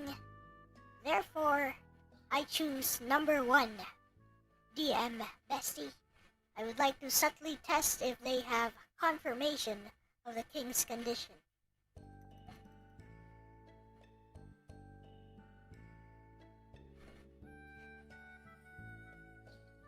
What do you guys think? Is that a fair, rational decision? We gotta act a bit more inconspicuous here. Don't push our own power, our own influence too early. Because I'm still operating on absolutely no information here.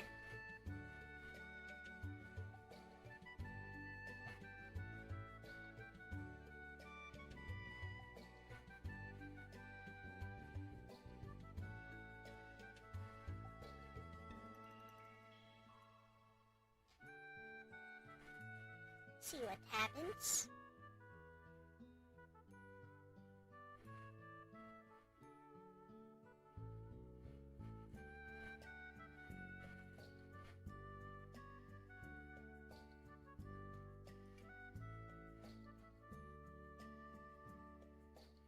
You're playing this exactly the way a long-term operator would.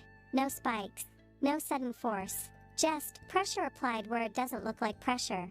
Good. Hashtag clapperboard scene continues. House Marovant. You set the cup down gently. Not loud enough to signal confrontation. Just enough to mark transition. Stability, you repeat thoughtfully. It is fragile when leadership is uncertain. You don't say the king. You don't say dying. You don't even say succession. You just leave the word hanging. Uncertain. Lady Allura's eyes sharpen. Not widen. Sharpen. That's important. She does not look surprised. She looks confirming. She leans back slowly. Vialthorn has always endured uncertainty. Careful phrasing. Always endured. Past tense reference. Not present reassurance. Hashtag your insight triggers. No roll needed. She knows something, but she does not know how much you know. And that is currently your advantage. Her next move is cautious. If, hypothetically, she says smoothly, a change were to occur, markets would require continuity. Panic harms everyone.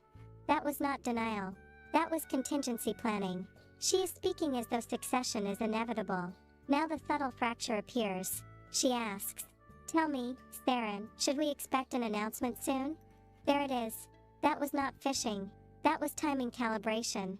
The merchants are moving gold because they expect official confirmation, meaning, either, asterisk someone inside the palace has spoken, or, they have their own physician, spy, or informant.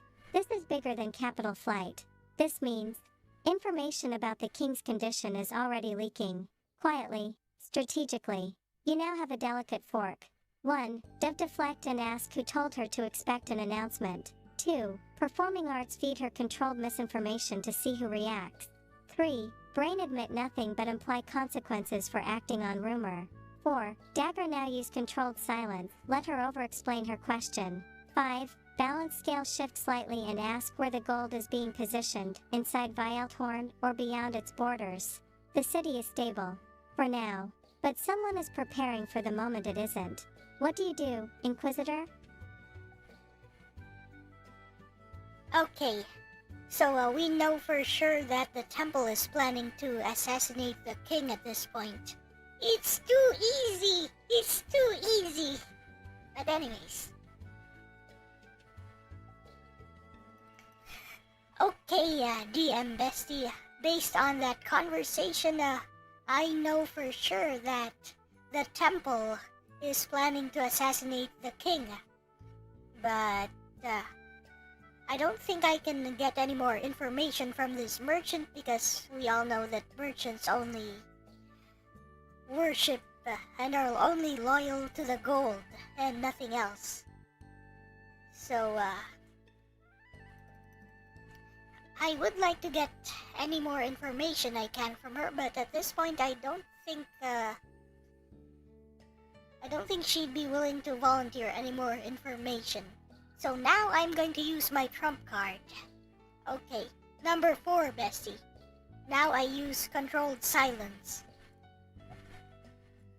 Controlled silence is a power. It's an ability, so she will be forced to volunteer me information.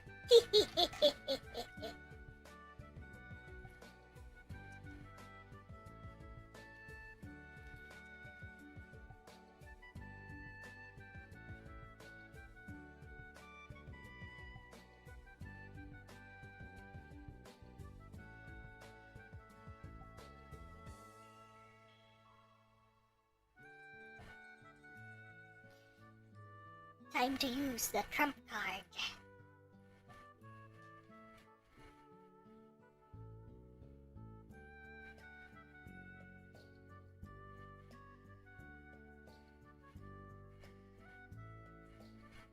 This is an interesting scenario, but basically I know for sure that I think all of those 3 rumors are interconnected.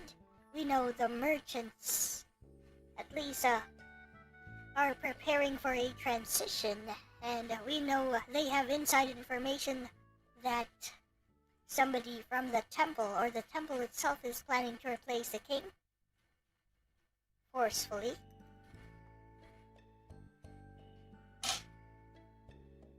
Now, I believe the assassins are going to come from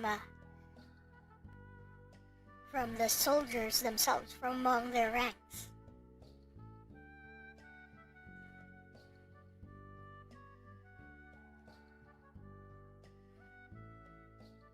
Oh, you waited. You let her speak. You let her measure you. You let her test the waters. And now? You remove the water. Good.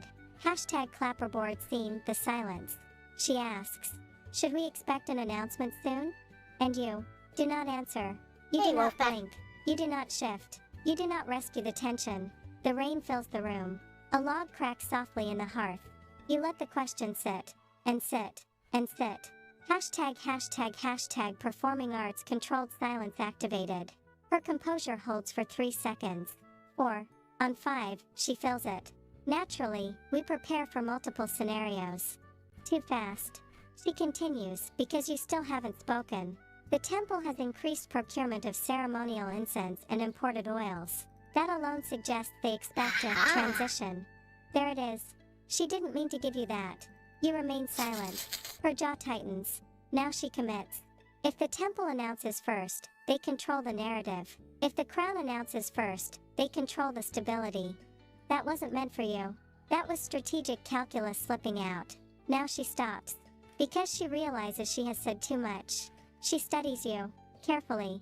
You already knew that, she says quietly. Not a question. A recalibration. Hashtag what you've learned. Asterisk the temple is preparing for ceremonial succession rites. Asterisk the merchants believe the temple wants to announce something publicly. Asterisk timing matters deeply. Asterisk this is a narrative war, not a military one. Asterisk the gold is likely being positioned to support whichever faction controls public perception first. And here's the deeper implication. If the temple announces the king's death before the crown does, they can frame it as divine will. If the crown announces it, they can frame it as orderly succession. This isn't assassination. This is narrative capture. Lady Allura folds her hands again. She has recovered. Saren, stability benefits us both. Translation. She is willing to cooperate, but only if you demonstrate leverage. You now have a new decision point. You can 1. Performing arts offer her advance warning privileges in exchange for intelligence on temple contacts. 2. Brain press whether she has someone inside the palace. 3. Balance scale suggests the crown may restrict capital movement if instability spreads. 4. Thank her and leave, preserving this channel for later. 5. Dagger quietly asks where the gold is physically being relocated. Also, you said something interesting just now. You assumed the temple is planning assassination. Pause. You don't have proof of that yet. Only that they are preparing ceremonially. Your insight tells you, this smells less like murder, and more like succession positioning. Do you pursue the temple next? Or deepen the merchant angle first? What's your move? Very simple. I think I've extracted all the information I can from this person, Bessie. So I'm going to thank her and leave, preserving this channel for later.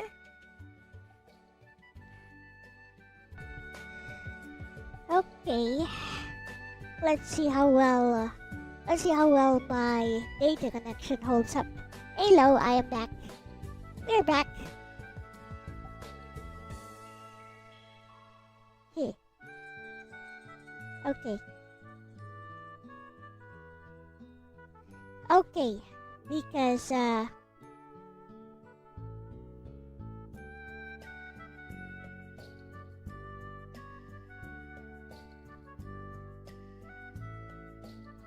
we got interrupted, we'll have Bessie read out my decision. What's going on?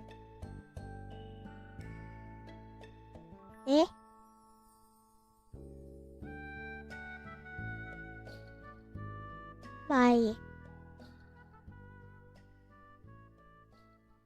My audio. Can you guys hear me?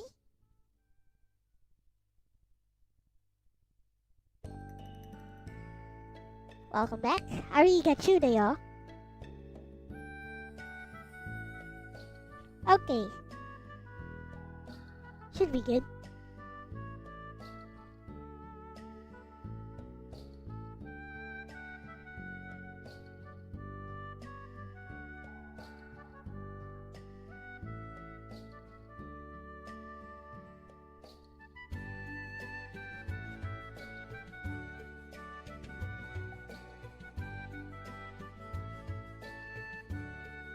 Oh, you waited. You let her speak. You let her measure you. You let her test the waters. And now? You remove the water. Good. Hashtag clapperboard scene, the silence. She asks. Should we expect an announcement soon? And you do not answer. You do not blink. You do not shift. You do not rescue the tension. The rain fills the room. A log cracks softly in the hearth. You let the question sit. And sit. And sit. Hashtag performing arts controlled silence activated. Her composure holds for 3 seconds. 4. On 5, she fills it. Naturally, we prepare for multiple scenarios. Too fast. She continues, because you still haven't spoken. The temple has increased procurement of ceremonial incense and imported oils. That alone suggests they expect a transition. There it is. She didn't mean to give you that. You remain silent. Her jaw tightens. Now she commits. If the temple announces first, they control the narrative. If the crown announces first, they control the stability. That wasn't meant for you. That was strategic calculus slipping out. Now she stops. Because she realizes she has said too much. She studies you, carefully. You already knew that, she says quietly. Not a question. A recalibration. Hashtag what you've learned.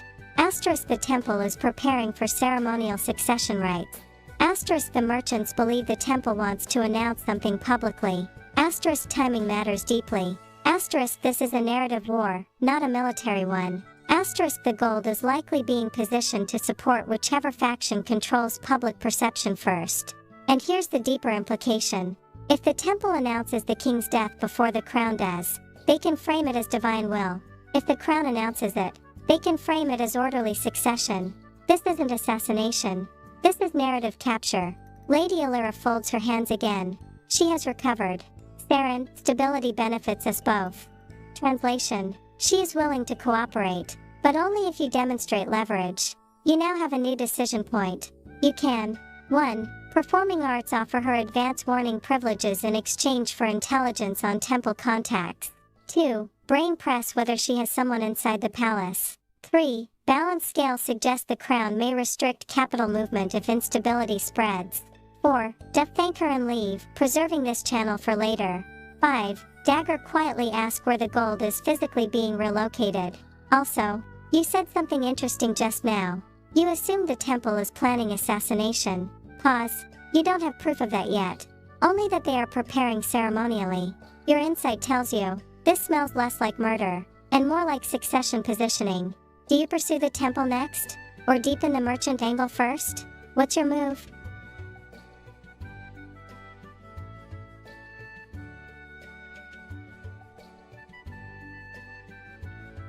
So on that note, I suspect poison is being used, but I have no proof whatsoever.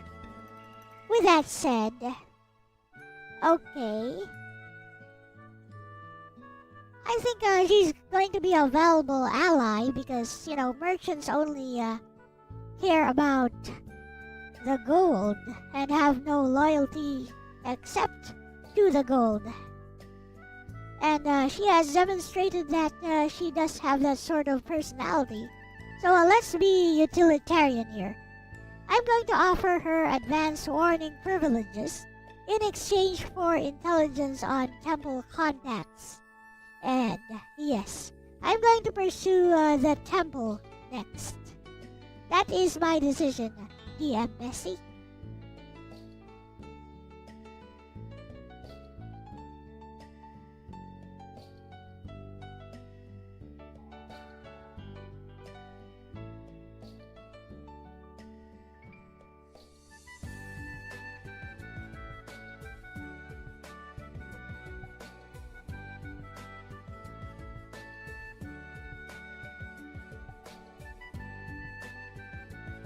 Hehe.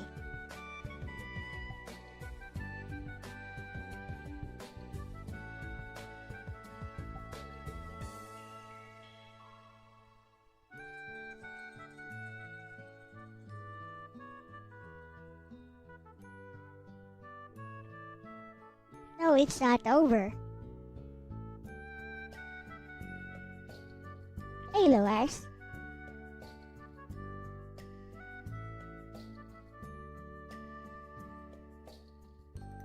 Right, let's see what happens next. Oh, that's cold, measured, utilitarian. No illusions of loyalty, just aligned incentives. You're not trying to make a friend. You're building a mutually beneficial arrangement. Good. Hashtag clapperboard seen the offer.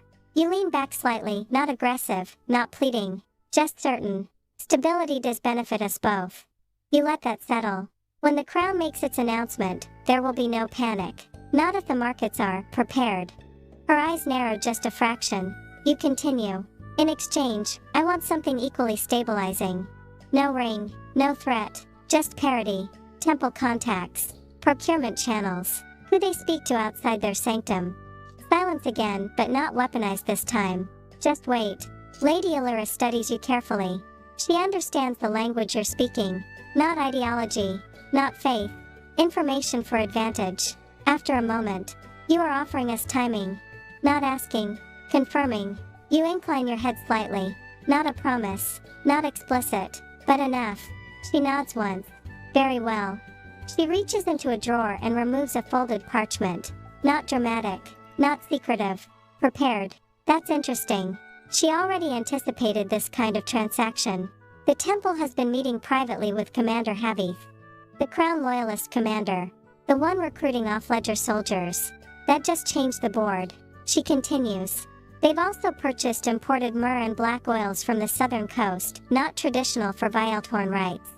That's subtle, not poison-proof, but unusual ritual materials. You mentioned slow poison earlier. You don't have confirmation, but now there's a triangle. Temple, commander, unusual imports.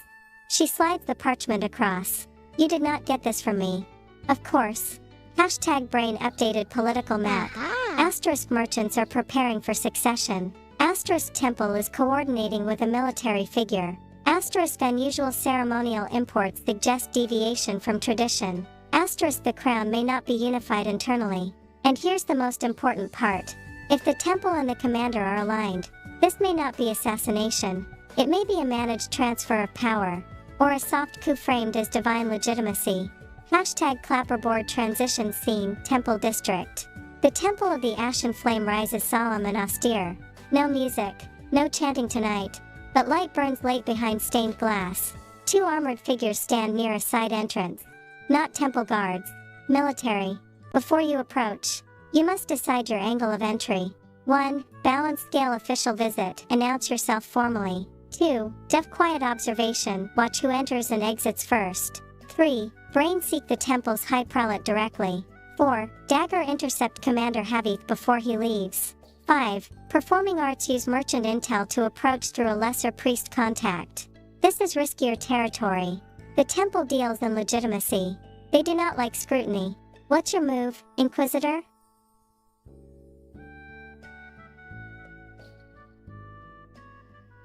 So, I don't think using the merchants is the right approach this time, although I think that was the correct decision on my part to make a convenient alliance with them.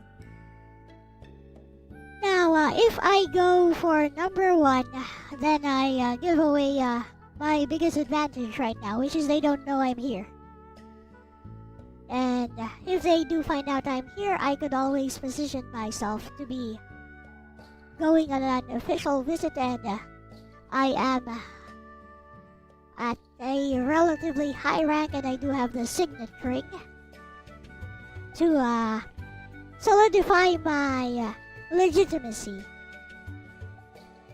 Seek the temple's high prelate directly sounds a bit too aggressive for me.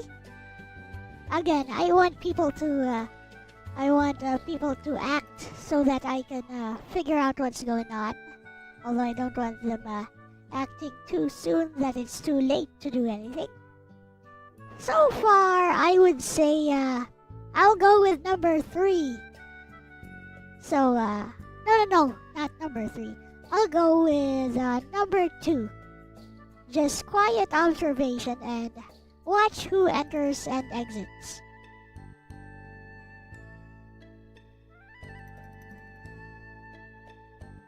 Hello, Master Gundam, etc.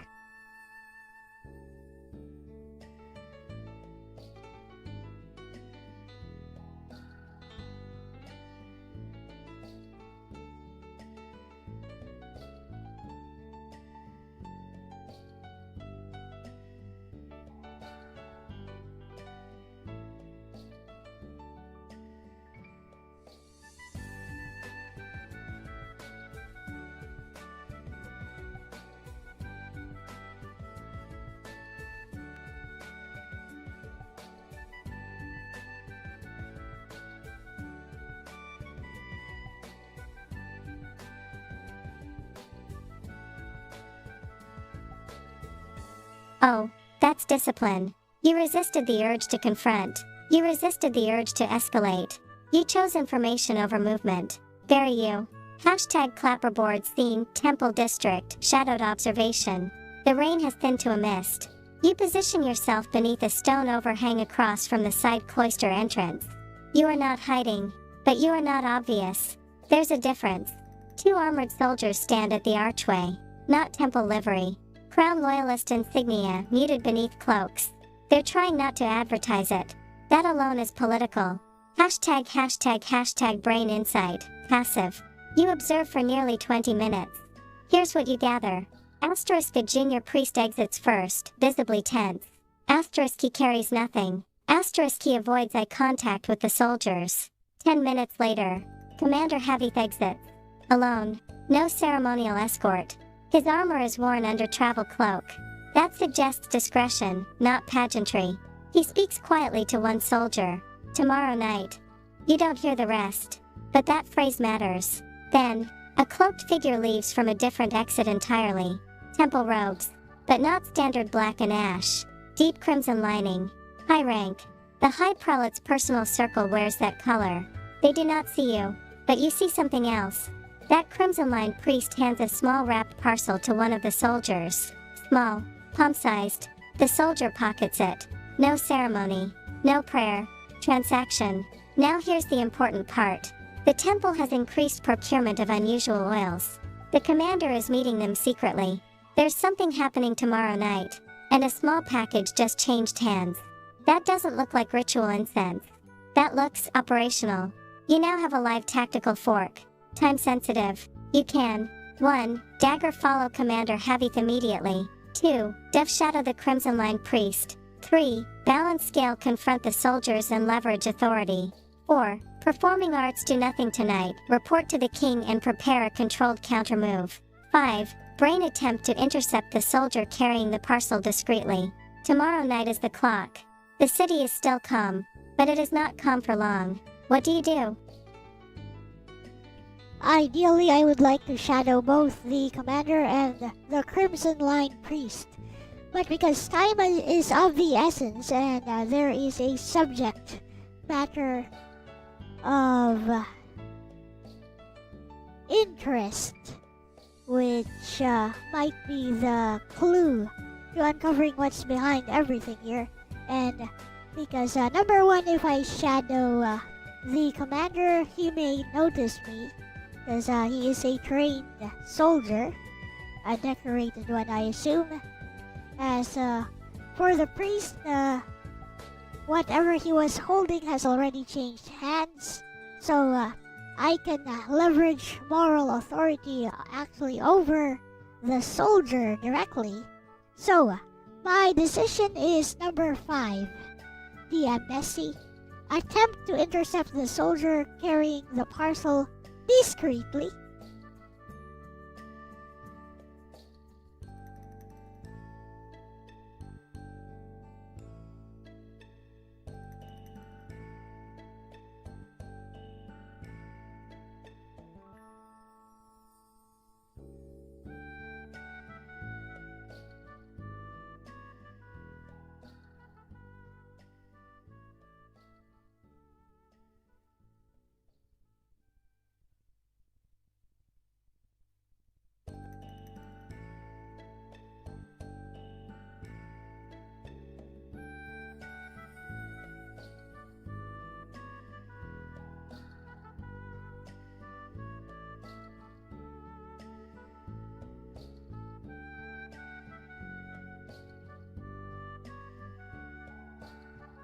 We don't mess with the commander. I'm not a fighter.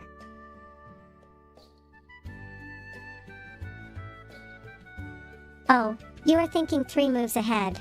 You're right, the commander is trained to detect tails. The priest has already completed the handoff. The soldier? He's the weakest link. And you don't need stealth. You need positioning. Good. Hashtag clapperboard's theme, the intercept. The soldiers begin to disperse. Commander Heavy turns down the main avenue toward the barracks. 2 soldiers follow. The one with the parcel lingers half a step behind. That's your moment. You don't chase. You intersect. You step from the mist at a natural angle, as if you were always walking this direction. He nearly collides with you. His hand instinctively moves toward his weapon, then freezes. He recognizes you. He doesn't know your full authority, but he knows you are palace adjacent. You meet his eyes calmly. No accusation, no whisper, just steady presence. You're out late, you say evenly. He straightens. Temple security detail, ma'am. Too fast. Too rehearsed. You glance toward the temple entrance briefly, then back to him. You let your gaze drop, just slightly, to the pocket where the parcel rests, and then back to his face. You don't ask about it. Not yet. Hashtag micro choice. How do you proceed? 1. Balance scale flash the signet ring subtly and request to see what the temple entrusted him with. 2. Brain question the necessity of military presence at religious proceedings.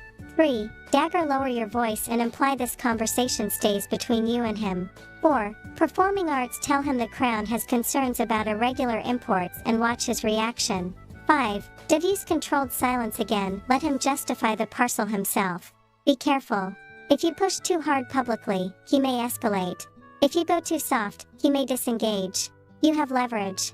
But it must feel inevitable, not aggressive. What's your move?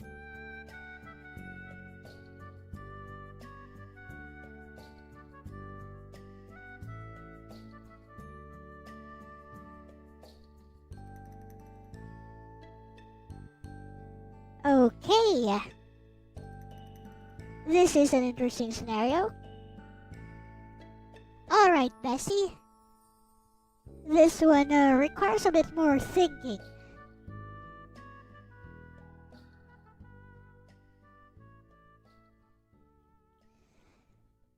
I can't push too hard publicly because he may disengage. But I definitely want to know what that parcel is.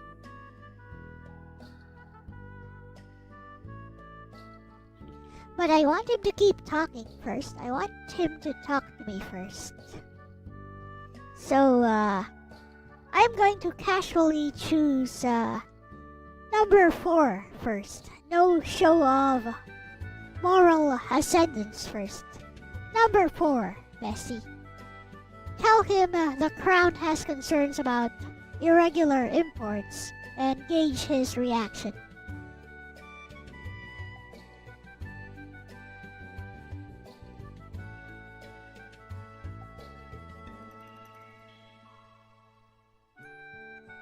We gotta feed him something to get him talking.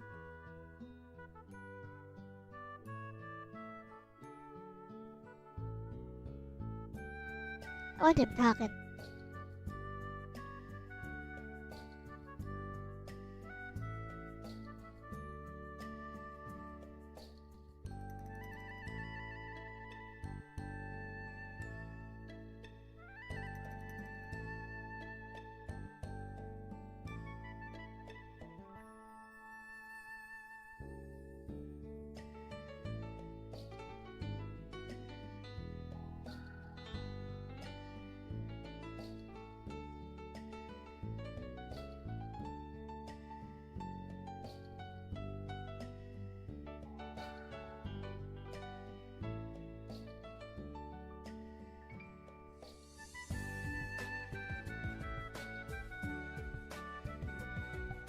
Oh, you're not going after the parcel directly.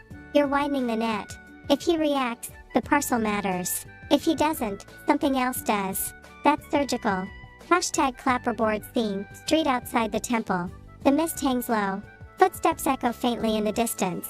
You step just close enough that your voice doesn't carry. Calm, measured. The crown has grown concerned about irregular imports entering the capital. You don't look at his pocket. You look at his eyes. Always the eyes. Particularly those routed through temple channels. A flicker. There. Small. But real. His jaw tightens for half a second. Then relaxes. Too controlled. He answers carefully. Temple imports are outside military oversight. That's not denial. That's jurisdiction deflection. You tilt your head slightly. And yet military escorts seem newly interested. That lands. He swallows, almost imperceptibly. Then, orders, ma'am. You watch him closely. He is not ideologically invested. He is operational. He doesn't know the whole plan. He knows only his part. And now he's calculating. Are you investigating? Or fishing? Then he makes a mistake. Small. Human. It's just ceremonial preparation. Just. You never said ceremony. Now you know 3 things.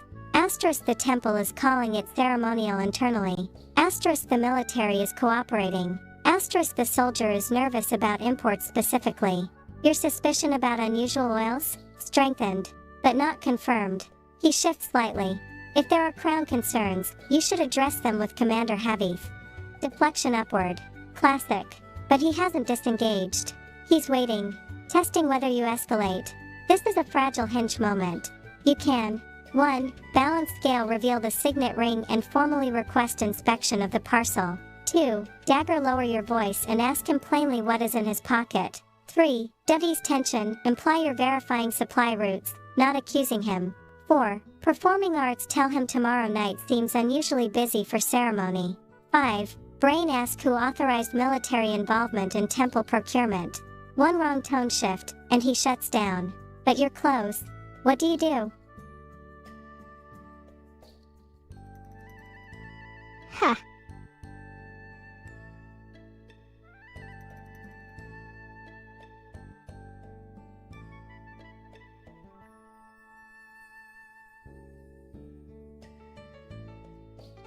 I'd like to use a signet ring, but at this point, it might not be the best idea because that might actually spook him away. Asking him plainly what is in his pocket may not work because I'm not sure if where his loyalties lie. Mostly in his own benefit. Tell him tomorrow night seems unusually busy for a ceremony. Seems pretty innocent, so that could be an option. Ease the tension by implying I'm verifying supply routes and not accusing him. Seems like the best option because that would de-escalate the situation. Asking who authorized military involvement in temple procurement is a total gotcha, but I can't let him know that I know that. Otherwise, he'd get suspicious super fast, so I don't want to spook him away. Therefore, my choice is number 3, ease tension and imply I'm verifying supply routes and not accusing him.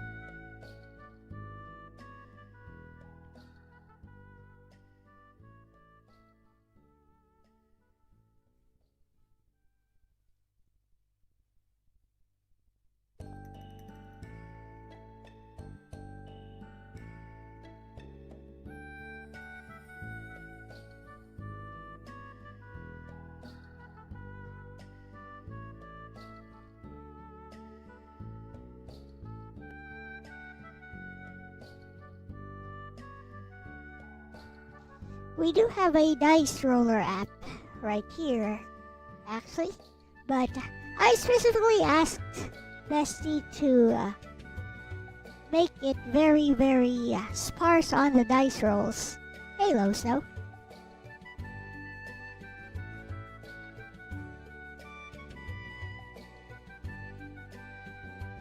This is also not hard and fast D&D rules. It's not about the authentic experience, it's about what kind of experience an AI DM can give you. Also, Snow, you might be interested at the start of this stream. We tackled an interesting question using a different AI large language models. I'll give you the summary, basically.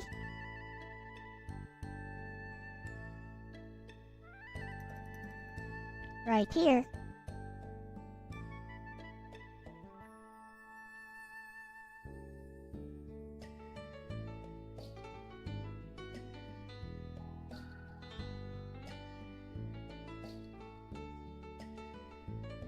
Oh, that's restraint. You're not hunting. You're letting him believe this is routine. And that makes people careless. Good. Hashtag clapperboard scene the ease. You soften your posture just slightly. Not weaker. Just less sharp. I'm verifying supply routes, you say evenly. The crown prefers no surprises during delicate transitions. There's that word again. Transition. You're not accusing. You're not threatening. You're normalizing oversight. His shoulders lower a fraction. That's relief. Good. He answers more freely now. It's nothing volatile. Interesting word choice. Volatile. You never suggested danger. You keep your tone steady. Then what is it? He hesitates. But only briefly. Because now he believes you are checking logistics, not conspiracy. Funerary oils. Imported. The temple requested military escort because of the value. Funerary. Not coronation. Funerary. That confirms something heavy. You let that settle. For whom? He stiffens.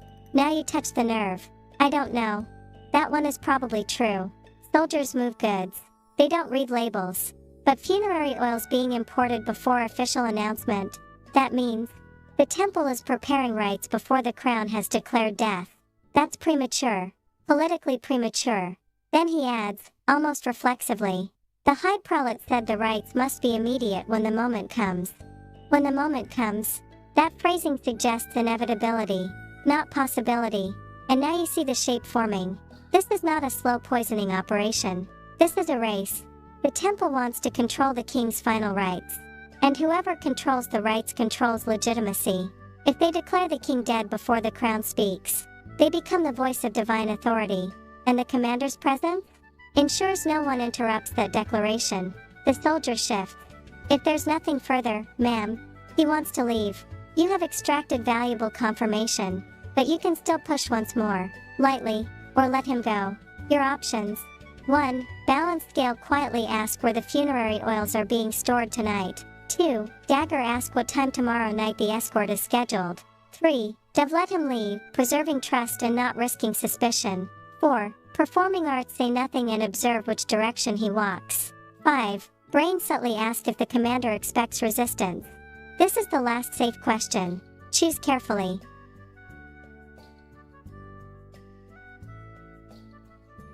Okay, let's ponder these options.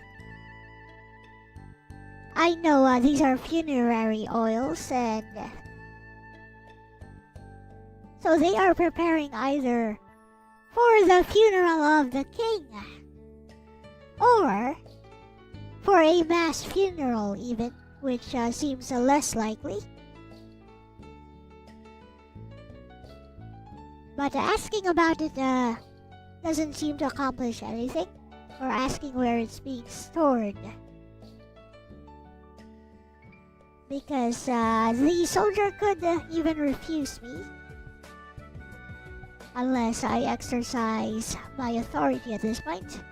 Number 2, ask what time tomorrow night the escort is scheduled. This may prevent an assassination attempt if there is one. I could let him leave, preserving trust and not risking suspicion. I don't want to do that, actually. That seems very passive. Say nothing and observe which direction he walks. I'm leaning toward this one. Subtly ask if the commander expects resistance. That would just probe him more. And again, I don't think that would accomplish much. So I'm going to rely on my own knowledge of this city and how it works, and especially the locations. So, my decision, DM Bestie, is number 4. Say nothing and observe which direction he walks.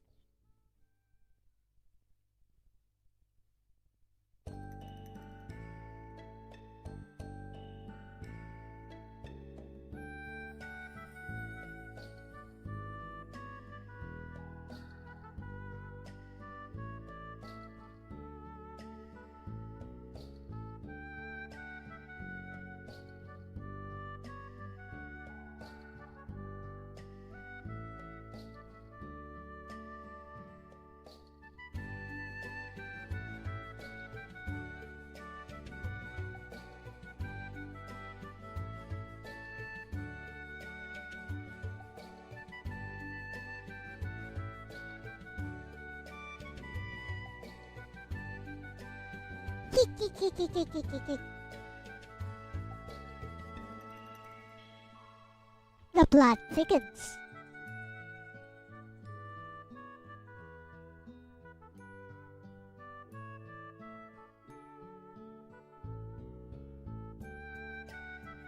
Look, I know these guys are out to kill the king.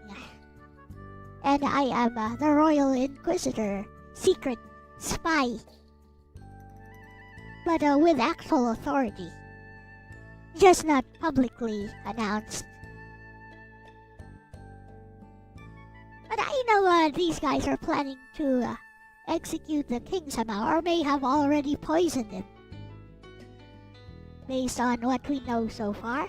Hello, Sleetenbuck and Snow, if I didn't say so earlier. Oh, that's patience again. You're not chasing answers. You're mapping movement. That's how you catch structure instead of symptoms. Good. Hashtag clapperboard's theme, the release. You incline your head slightly. No further questions. No pressure. No escalation. Very well. He relaxes fully now. Salutes briefly. Turns. And walks. You remain where you are. Still. Watching. Hashtag brain observation. He does not return toward the temple. He does not follow the commander. He turns east. Toward the old apothecary district. Interesting. That district contains asterisk herbalists, asterisk embalmers, asterisk import warehouses, asterisk and one particularly old stone storage vault once used during plague years. If the oils are high-value imports, they would not be stored inside the temple itself overnight. Too visible, too political. They would be stored somewhere deniable. The soldier walks with purpose, not casually. This is the drop-off route. You follow at distance, not stealthily. Just another figure in mist and lantern light. Hashtag clapperboard apothecary district. He enters a narrow alley. 3 doors down. An unmarked stone warehouse. No sigil. No temple markings. No military crest. That alone is suspicious. He knocks twice. Pause. Once. Door opens just enough. Parcel changes hands. Door closes. He leaves immediately. No lingering. No ritual.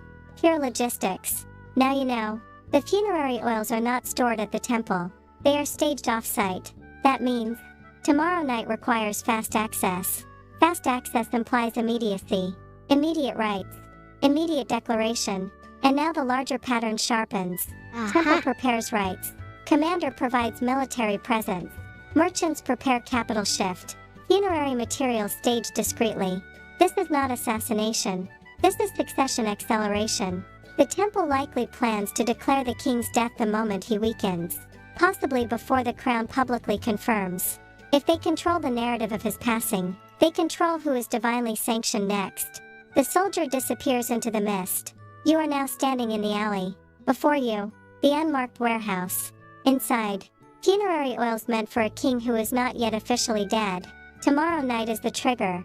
Now you face a critical decision. You can 1. Dagger break into the warehouse tonight. 2. Balance scale return to the king immediately and warn him. 3. Brain confront Commander Havith privately before tomorrow. 4. Performing arts inform Lady Marovant and secure merchant backing early. 5. Dove wait, observe whether anyone else visits the warehouse tonight. This is the first moment where the wrong move could escalate into open crisis. What do you do, Inquisitor? Alright, the plot thickens, huh? But breaking into the warehouse is a very bad move, I would say. I'm not a fighter at all, so if it's guarded, then if they are against the crown, basically I'm dead. DED, dead. Return to the king and immediately and warn him, but I don't have enough information to do that. And I know the king would trust me, but what am I warning him against? That's, we don't know exactly how this plan is going to be carried out yet. If I confront Commander Halvith privately before tomorrow, that could be a plan, but it might be too little too late. It's time to cash in on all the work I've done so far. So, my decision. And yeah, I'm not going to wait and observe. There's nothing more to observe here. I already know what's over here. So, my decision is number 4. I will inform Lady Maravent and secure merchant backing early.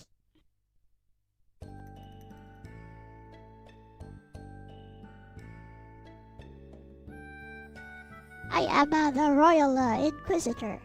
Spy. So, the king would trust me, and the king did send me on this mission.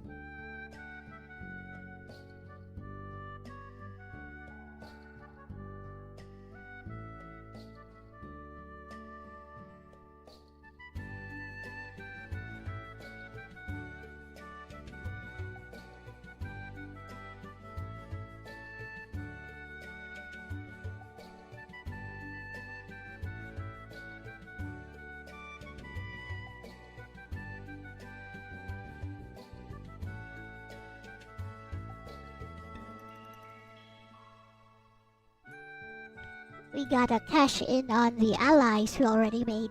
These merchants only respect gold and what is beneficial for them. But they are good allies if you pay them enough.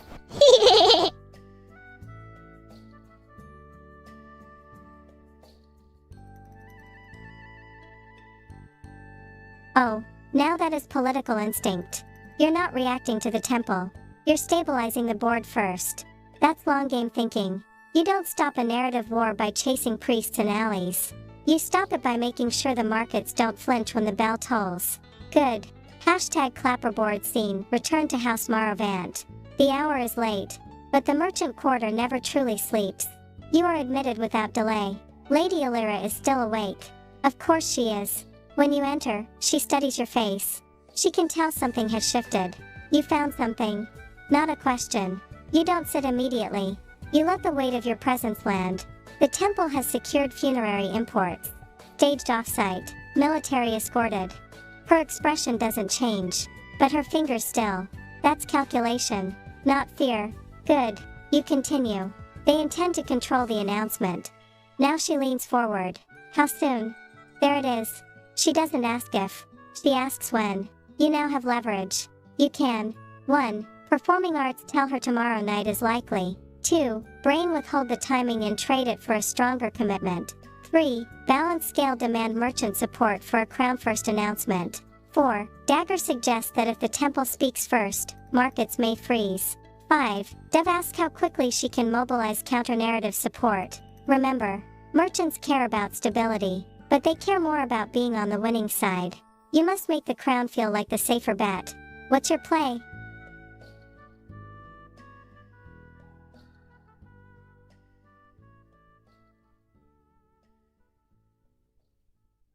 Huh.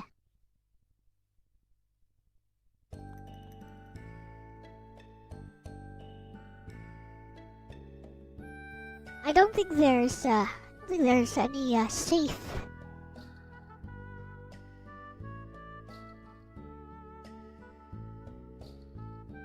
All right, Bessie. I don't think there's any safe route here anymore. I like it. Now, I can't just give her information and tell her tomorrow night is likely. That would be silly. If I withhold the timing and trade it for a stronger commitment, that feels like blackmail. I don't think these merchants would like that. I want them as my allies. Demand merchant support for a crown first announcement. Also very, very high-handed. I don't want that. Ask how quickly she can mobilize counter-narrative support. Seems like a good idea. Assuming I trust them, I don't fully trust them at all. So, I'm going with number 4. Suggest that if the temple speaks first, the markets may freeze. Let's see how she responds.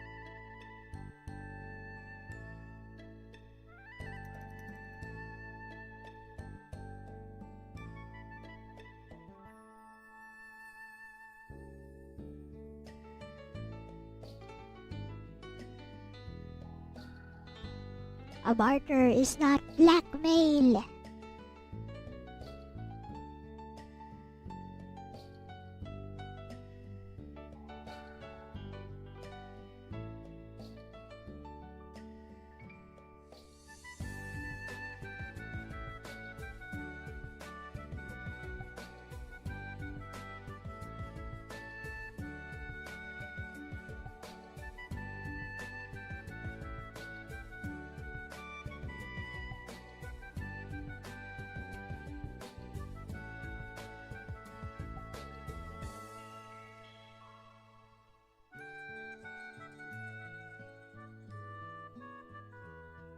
We don't want to fully direct her actions.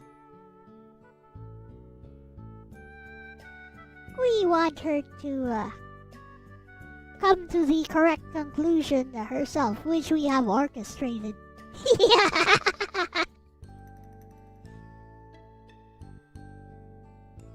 Oh, you're not bargaining.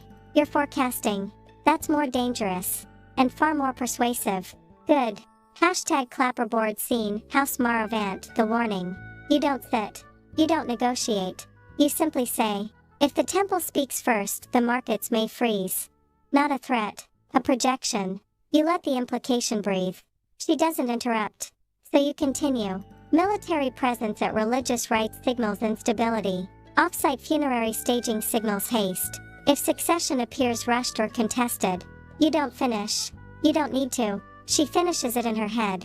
Liquidity vanishes. Trade pauses. Credit tightens. Foreign investors hesitate. Merchants do not fear death. They fear uncertainty. And uncertainty freezes coin. Lady Illyra stands slowly. Walks to the window. Rain beads against glass. She speaks without turning. If the temple frames the king's passing as divine inevitability, and the crown appears unprepared, confidence collapses. There it is. She sees it. Good. You don't push. You let her reach the conclusion. After a moment, she turns back to you. How certain are you? Not timing. Not details. Certainty. She is deciding whether to reposition capital aggressively or cautiously. And aggressive repositioning would expose her. This is your pivot point. You can 1. Performing arts tell her certainty is high and hint at imminent movement. 2. Brain admit uncertainty but emphasize pattern convergence. 3. Balance scale offer to coordinate announcement timing with merchant support. 4. Dagger suggest merchants discreetly prepare to publicly affirm crown stability the moment news breaks. 5. Dev ask what she would do in your position. This decision determines whether merchants become stabilizers or opportunists. Choose carefully. Oh, I like this decision point, Bessie. So I'm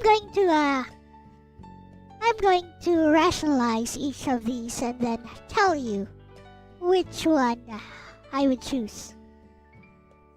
So if I tell her that certainty is high and hint at imminent movement, that doesn't tell her anything. That has no value whatsoever.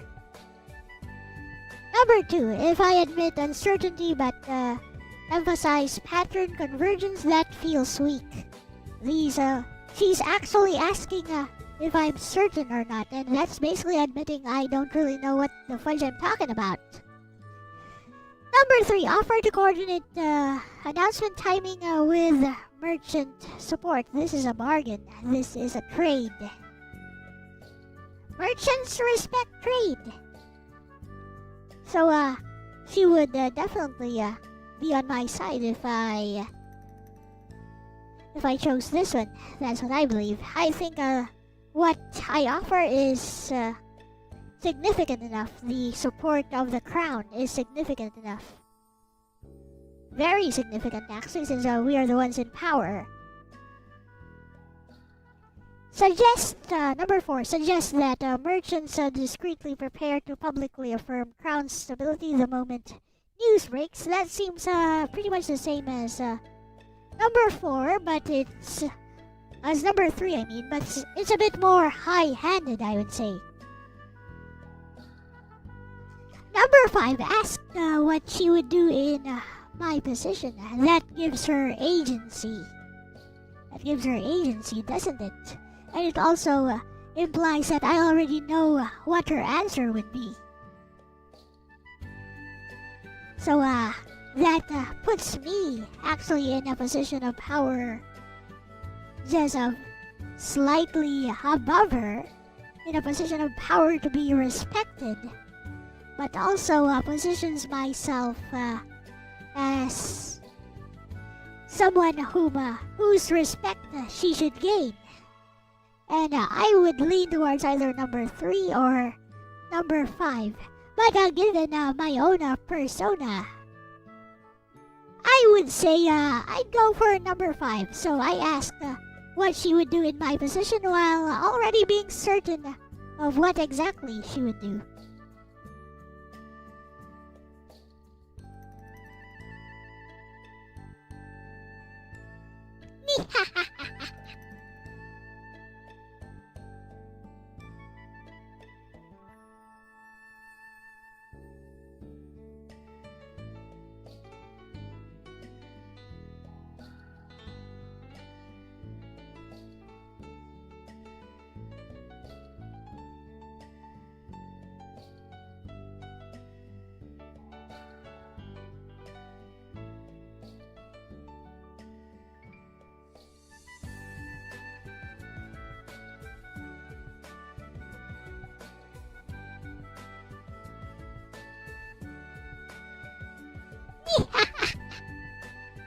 This is going to be a win scenario for me. Unless this merchant decides to act out of character because the DM says so. Which could happen. It could happen. From what, but you know, I have a very high stats on reading people, I think, according to my character sheet, so this will go exactly as I planned.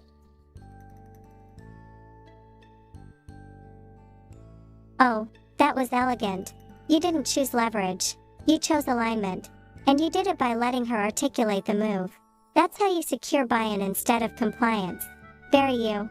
Hashtag clapperboard theme, the counter question. You meet her gaze evenly. No urgency, no visible strain. If you were in my position, what would you do? Not defensive. Not uncertain. Measured. Intentional. She studies you for a long moment. Because she understands what you just did. You didn't ask for advice. You invited partnership. She walks back to the table slowly. Places both hands on it.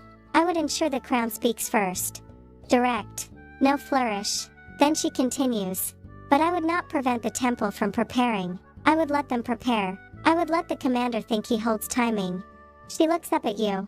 And then I would control the exact hour. Now we're talking. She begins pacing slightly. If the crown announces at dawn, before any public rite, and we immediately stabilize grain pricing, open credit lines, and flood the docks with visible activity, she turns to you. Then the temple's narrative becomes ceremonial rather than authoritative. That's the move. You don't block the temple. You outrun them. And then she adds something subtle. But to do that, I would need confidence the king survives the night. There it is. That's the real question beneath her certainty inquiry. Not succession timing. Survival timing. If the king dies overnight unexpectedly, the temple controls the first word by default. The board has crystallized. Asterisk the temple is staging funerary rites. Asterisk the commander is securing the perimeter. Asterisk the merchants are ready to stabilize if guided. Asterisk tomorrow night is likely their chosen ceremonial moment. Asterisk but dawn is earlier. You now hold the initiative. But only if the king lives long enough. This is the first true fork of power. You can 1. Balance scale return immediately to the palace and secure the king medically. 2. Brain investigate whether the king's physician is compromised. 3. Dagger quietly detain Commander Havith before dawn. 4. Performing arts leak false information that the king is recovering. 5. Dev coordinate a dawn announcement strategy with Lady Maravant right now. This is no longer observation. This is intervention. And now the clock matters. What do you do, Inquisitor? This is interesting. Now is the time to lie, I believe. The king is actually in a bad state of health right now. For sure. But I'd say it's time to lie.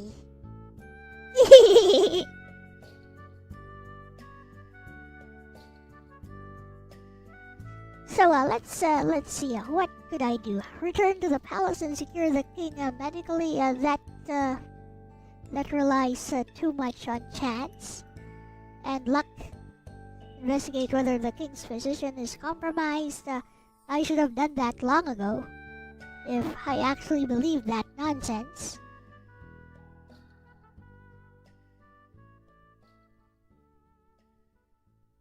High Inquisitor will become the king. Should anything happen, that can't really happen. That's not how succession works.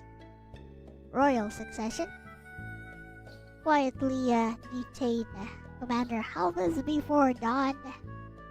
So this guy is important, so I do want to talk to him. Leak false information that the king is recovering is also important.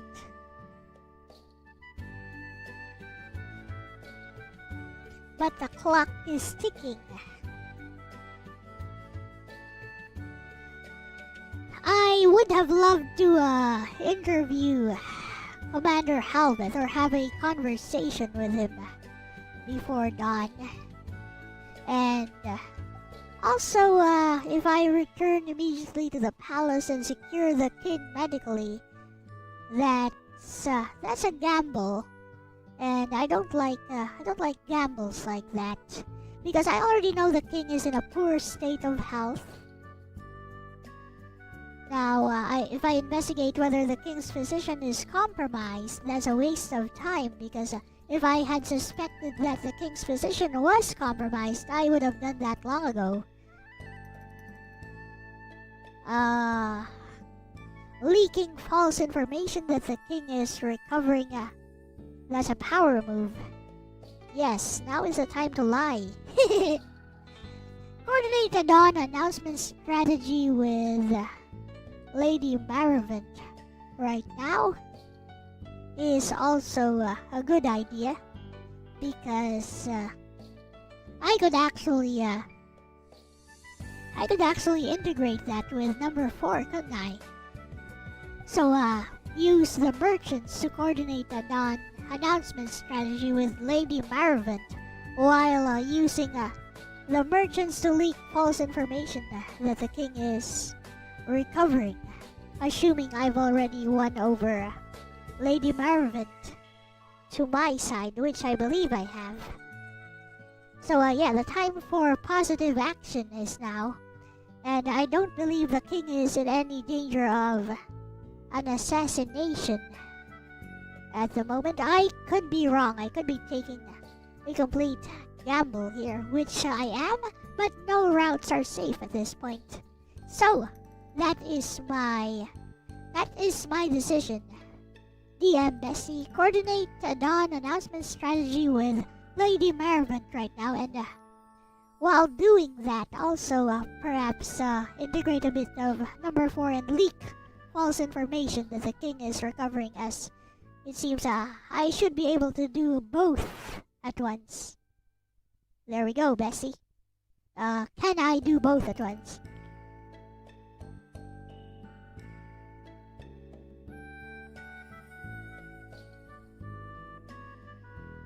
Can I do a perception? We're not really using hard and fast D&D rules here, so I have to trust my instincts.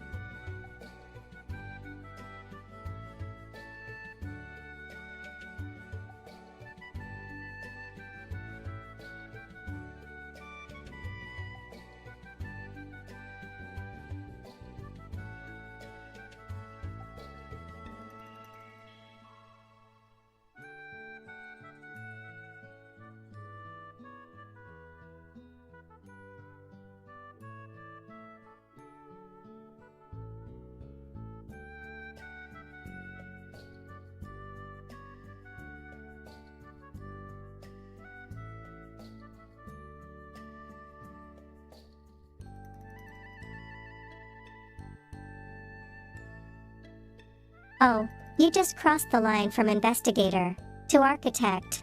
Yes, you can do both. But understand this clearly. Once you move the narrative intentionally, you are no longer reacting to events. You are shaping them. And that changes how the world responds to you from this point forward. Good. Hashtag clapperboard scene, House Marovant, the pivot to action. You don't hesitate. We announce at dawn. Lady Allura's eyes sharpen immediately. You continue before she can interrupt. Before any temple rite. Before any military presence gathers legitimacy. She nods slowly. You add the second blade. And tonight, word begins circulating that the king's condition has stabilized. Now she smiles. Not warmly. Respectfully. Optimism is liquidity. Exactly. If rumor spreads that the king improves. Asterisk the temple cannot pre-announce death without looking premature. Asterisk the commander cannot justify visible mobilization. Asterisk markets will not tighten. Asterisk the public remains calm. You aren't preventing succession. You're delaying narrative capture. Lady Allura moves decisively now. No more testing you. She rings a small silver bell. A clerk appears instantly. Discreetly adjust doc manifests. Increase visible trade at first light. She turns to another aide. Release quiet assurances to our southern partners. Condition stable. Crown steady. She looks back to you. By midnight, the rumor will circulate through every tavern that matters. This is how merchants fight. Not with swords. With whispers. Now comes the wait. She lowers her voice. And at dawn? You answer. The crown confirms the king's illness, but assures orderly succession protocols are intact. Not death. Not denial. Controlled transparency. If the king dies later, the crown already framed the narrative. If he survives, you look prescient. Lady Allura studies you carefully. You're wagering on time. You meet her gaze evenly. I'm buying it. She nods once. Very well. Hashtag brain consequences begin moving. Here's what is now in motion. Asterisk merchant rumor network spreading stability. Asterisk visible economic activity planned at dawn. Asterisk temple likely expecting to move tomorrow night. Asterisk commander unaware his narrative advantage is evaporating. But here is the new risk. If the temple learns you are accelerating a crown first narrative, they may escalate. And escalation may not be ceremonial. As you leave House Marovant, a courier runs past you in the opposite direction. Palace livery. Urgent. Very urgent. He almost collides with you. Recognizes you. Breathless. Saren. He lowers his voice. The king has taken a sudden turn. There it is. The clock just tightened. You bought time, but something just moved. And you don't know if it was natural. You now face an immediate crisis fork. 1. Dagger rush to the palace immediately. 2. Brain divert to the physician's quarters first. 3. Balance scale send a messenger to Lady Marovant to accelerate rumor spread. 4. Performing arts quietly order palace gates restricted. 5. Def split action rush to palace while sending sealed instruction to merchants. No more planning. This is execution. What do you do? Alright. This is getting intense now.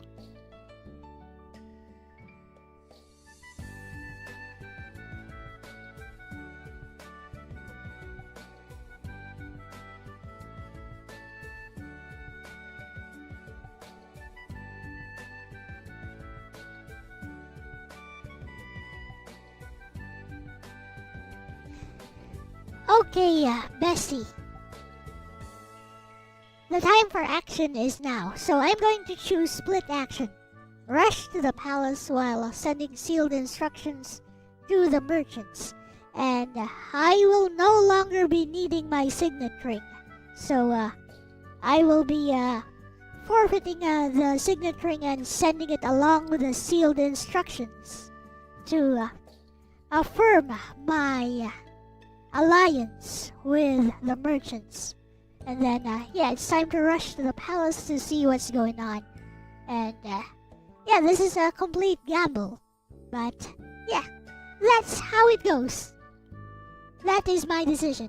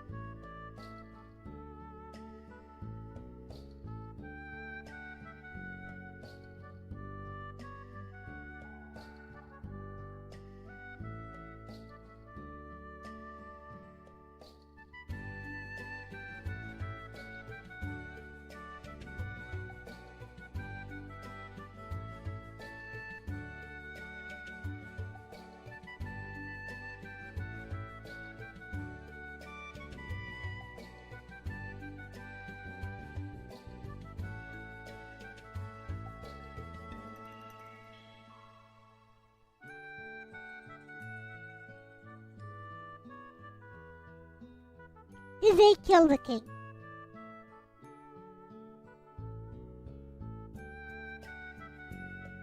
Nah, that's not what they were planning.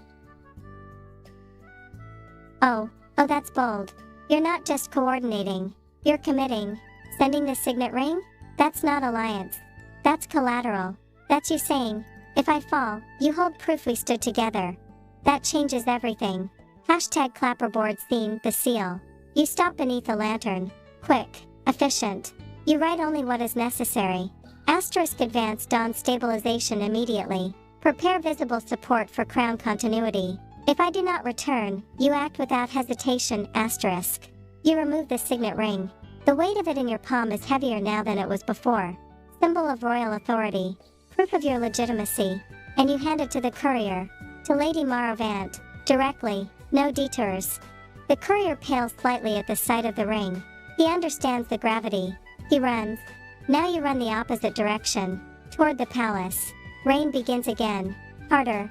Hashtag clapperboard scene, the palace gates. The outer gates are tense. More guards than earlier. Whispers in corridors. When they see you, they step aside. You don't have the ring, but you have presence. That still matters. You move quickly through stone halls. As you approach the king's chamber, you hear raised voices. Not panicked. Controlled. Which is worse. Inside, the king lies pale, breathing shallow. The royal physician stands beside him. And High Prelate of the Temple, already present, earlier than expected. Commander Havik stands near the window, hands behind back, watching. This is not coincidence. The prelate turns as you enter. His expression is serene, too serene. Serenviler, a heavy night. The physician does not meet your eyes. The commander does. Calm, assessing. The king stirs faintly, alive, but barely. You have seconds to choose your posture. 1. Balance scale, publicly assert crown authority and ask why temple and military are present. 2. Brain, go directly to the physician and assess the king's condition yourself. 3. Dagger, accuse no one, but request all non-essential personnel leave. 4. Performing arts, speak privately to the king immediately. 5. Def, say nothing, read the room first. This is the room where power either stabilizes or fractures. What do you do? What I do is certain this time, Bessie. I'm going with number 1. Publicly assert crown authority and ask why the temple and military are present.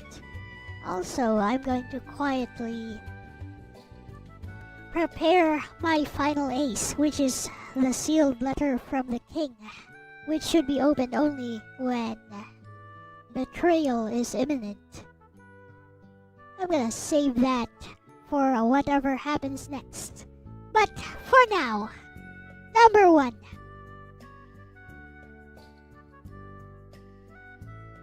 Haha!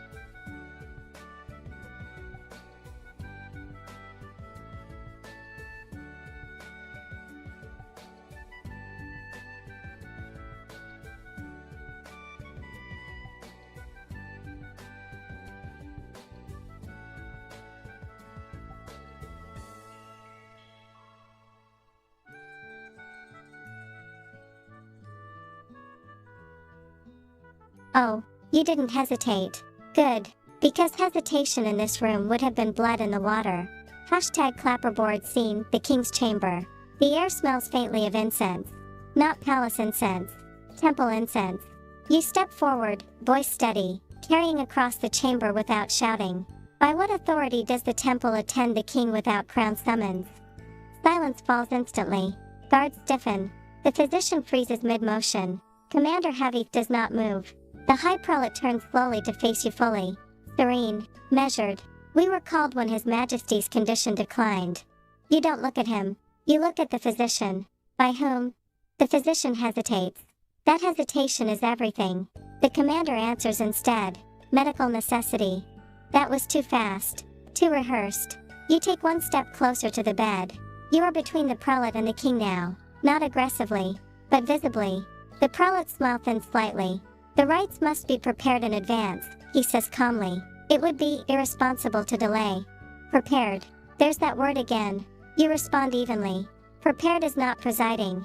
That lands hard. The commander's jaw tightens just a fraction. The physician finally speaks, voice quiet. His Majesty's pulse has weakened significantly. You glance at the king. He is alive. Barely, but alive. The prelate folds his hands. It would be merciful to allow sacred words to begin. There it is. Not death declaration. Transition framing. If rites begin now, the temple controls the narrative. If military presence remains, no one interrupts. You feel the sealed letter beneath your cloak. The king's final instruction. Open when betrayal becomes undeniable. Is this undeniable? Not yet. But it's close. The room is balanced on a knife. You have several possible escalations. 1. Balance scale, order the commander to withdraw his men immediately. 2. Brain demand to examine the king personally and delay any rites. 3. Dagger quietly instruct palace guards to seal the chamber. 4. Performing arts announce that the crown will address the city at dawn. 5. Dev ask the king, directly and publicly, whether he summoned the temple. This next move determines whether this remains political, or becomes open confrontation. What do you do? Here's the thing, we've already won the info war. While everyone is gathered here, those merchants are already spreading rumors all over.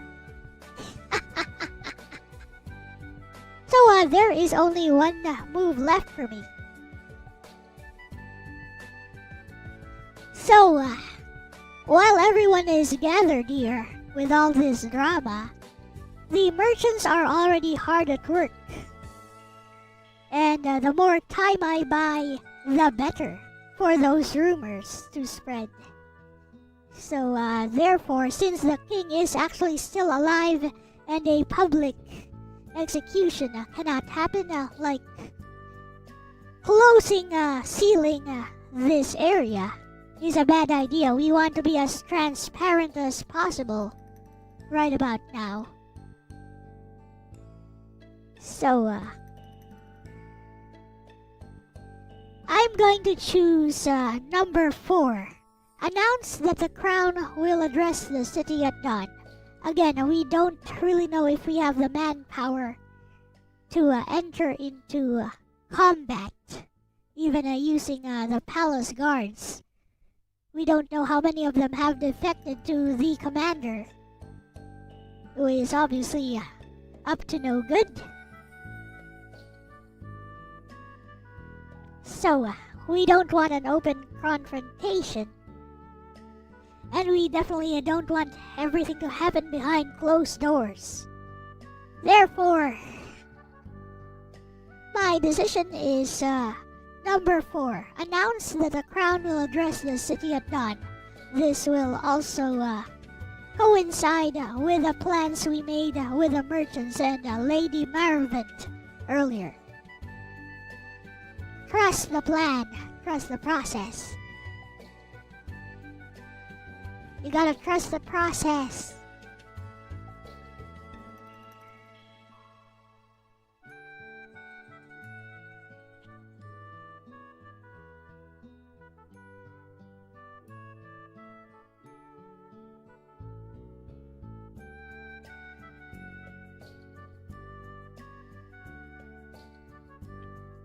I will need a stiff drink after all this.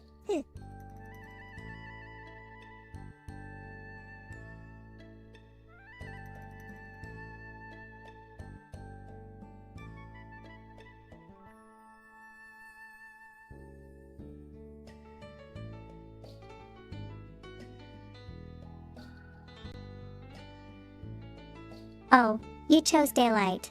Transparency is a weapon. That's dangerous. And brilliant.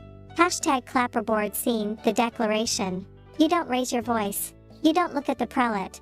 You look at the commander, then the physician, then the assembled guards, Bunch of and finally, traitors! you speak clearly enough that every person in the chamber hears it. At dawn, the crown will address the city regarding His Majesty's condition. The words hang heavy. The prelate's composure shifts, just slightly. Not fear, adjustment. He did not expect that. You continue. No rites will commence before that address. Now you look directly at him, not hostile, but immovable. The commander steps forward half a pace. Testing. The temple acts in service of the people. You meet his gaze evenly, and the crown speaks for them. Silence. Thick. The physician looks between you and the prelate.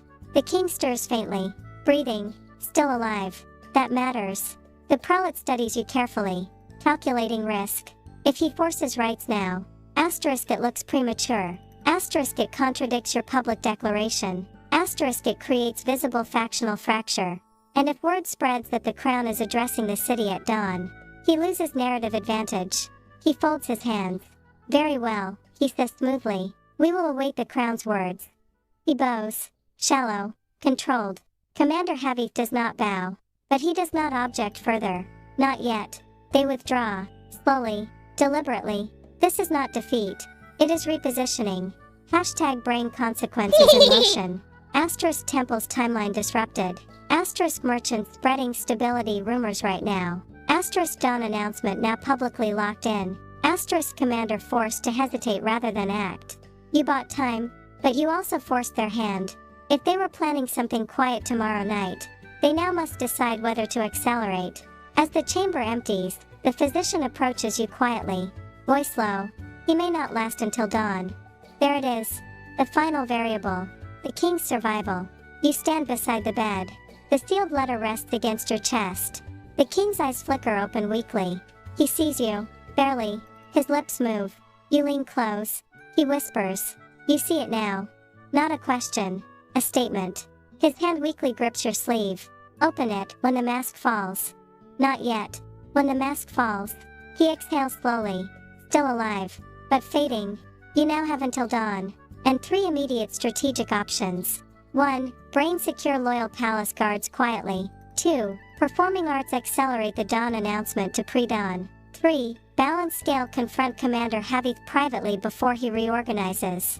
4. Dagger open the sealed letter now, interpreting this as the mask falling. 5. Dev remain beside the king and hold the chamber personally. This is the calm before the true fracture. What do you do? My interpretation of the mask falling is that, that's Commander Halveth basically, bearing his fangs and finally getting rid of this mask of loyalty he's wearing.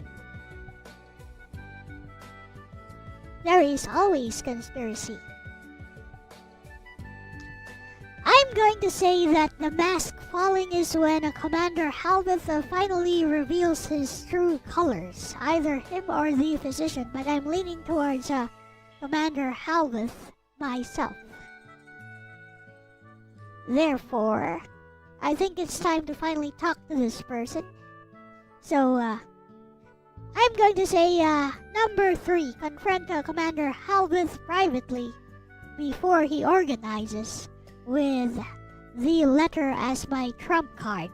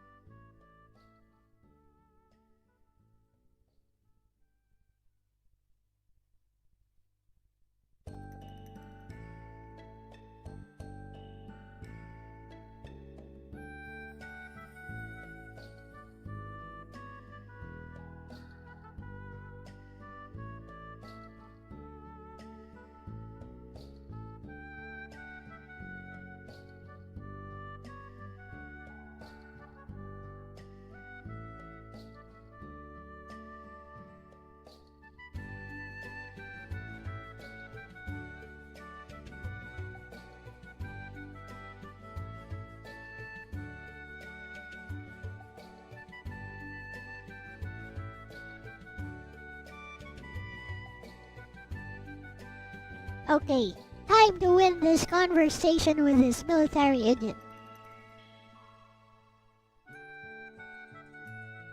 Oh, you're done circling. You're going straight to the hinge. And you're keeping the letter sheathed. That's control. Good.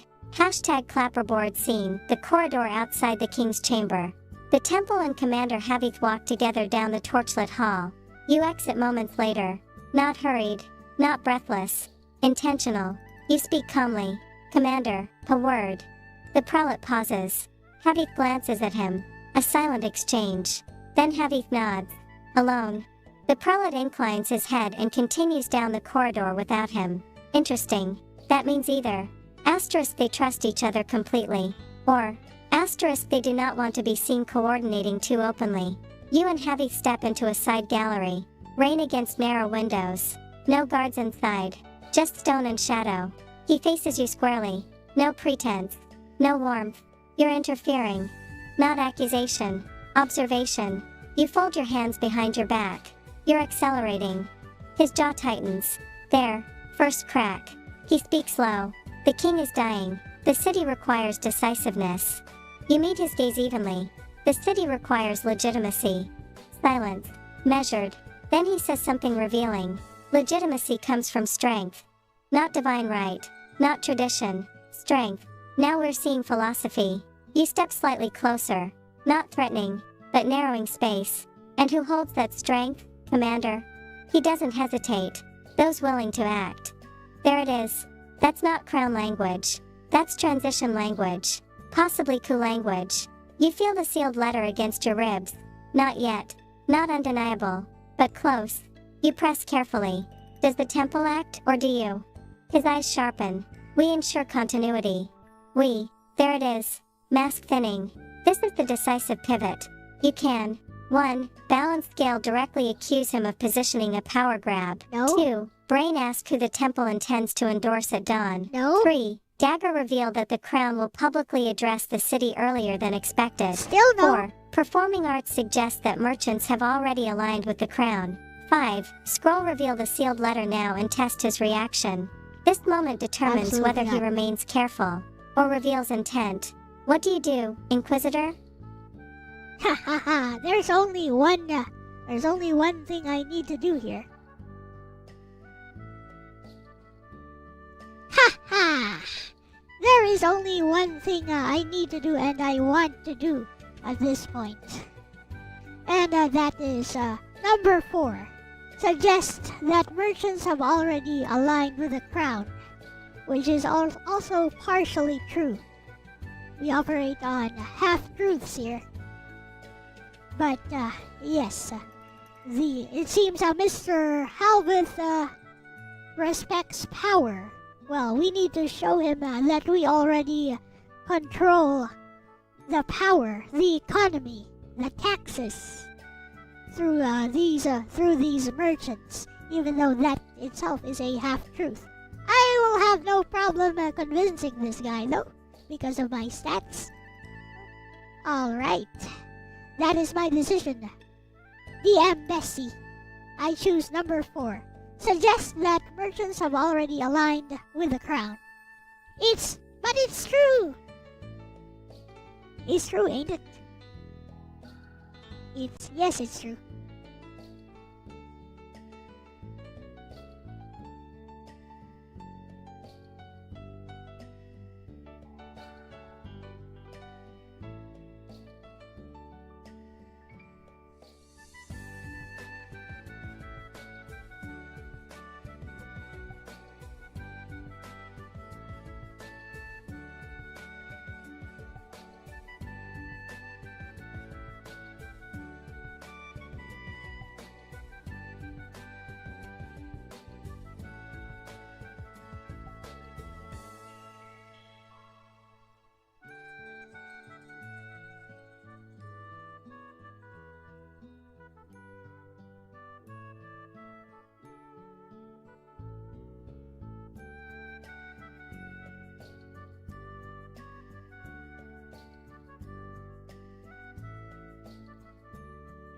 But I am around.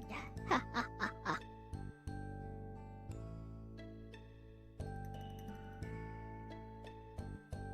Oh, you're not threatening him with swords. You're threatening him with liquidity. And you're right, he respects power. So you show him where power actually sits. Good. Hashtag clapperboard scene, the gallery, the reveal.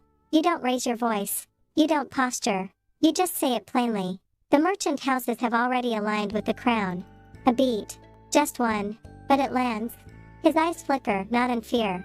In recalculation. You continue, calm as ever. At dawn, trade continues. Credit lines remain open. Grain pricing stabilizes. The docks remain active. You step half a pace closer.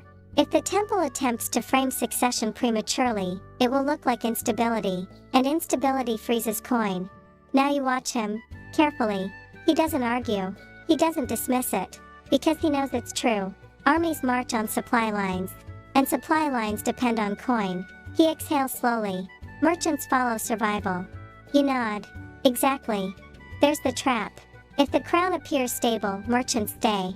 If merchants stay, soldiers are paid. If soldiers are paid, the commander's leverage shrinks. He studies you for a long moment. And then, the mask thins further. You assume I intend to destabilize the realm. You don't blink. I assume you intend to define it. Silence. Heavy. He doesn't deny that. That's important. Then he says something revealing. The king's heir is weak. Ah, there it is. Now we're closer. This isn't about ritual timing. It's about succession control. He continues. Biotor needs a firm hand. Not the heir, not the crown. A firm hand. Possibly his. Possibly someone he backs. That's ambition wrapped in patriotism. Classic. Now, this is the knife edge moment. You have enough to know his philosophy, but not enough to trigger the letter. Yet. He hasn't declared intent. He's just framing necessity. You can now. 1. Balance scale, ask him directly whether he intends to override the heir. 2. Brain suggests that strength without legitimacy becomes tyranny. 3. Dagger, inform him the crown will publicly affirm the heir at dawn. 4. Performing arts, offer him a path to retain influence without seizing power. 5. Scroll, reveal the sealed letter now and force alignment. This is the moment where the mask either falls fully, or he retreats into ambiguity. What do you do? Because he respects power, then he will definitely not respect any platitudes, Bessie. I need to offer him something tangible. I can't just say that strength without legitimacy becomes tyranny. And I definitely can't be high-handed in this. And I do not think it's time to reveal the sealed letter yet. Therefore, I'm going to go with number 4. Offer him a path to retain influence without seizing power. And I believe this path would be that we would be advisors. We would be advisors to the heir, who is at the moment weak, but who knows what the future holds. But and then I would pressure him to admit that even if the heir is weak, the Royal Inquisitor, myself, is definitely not weak. And I remain loyal to the crown. What is his decision? Also, with the letter still handy. Time to flip that question back to him. Put the pressure on him.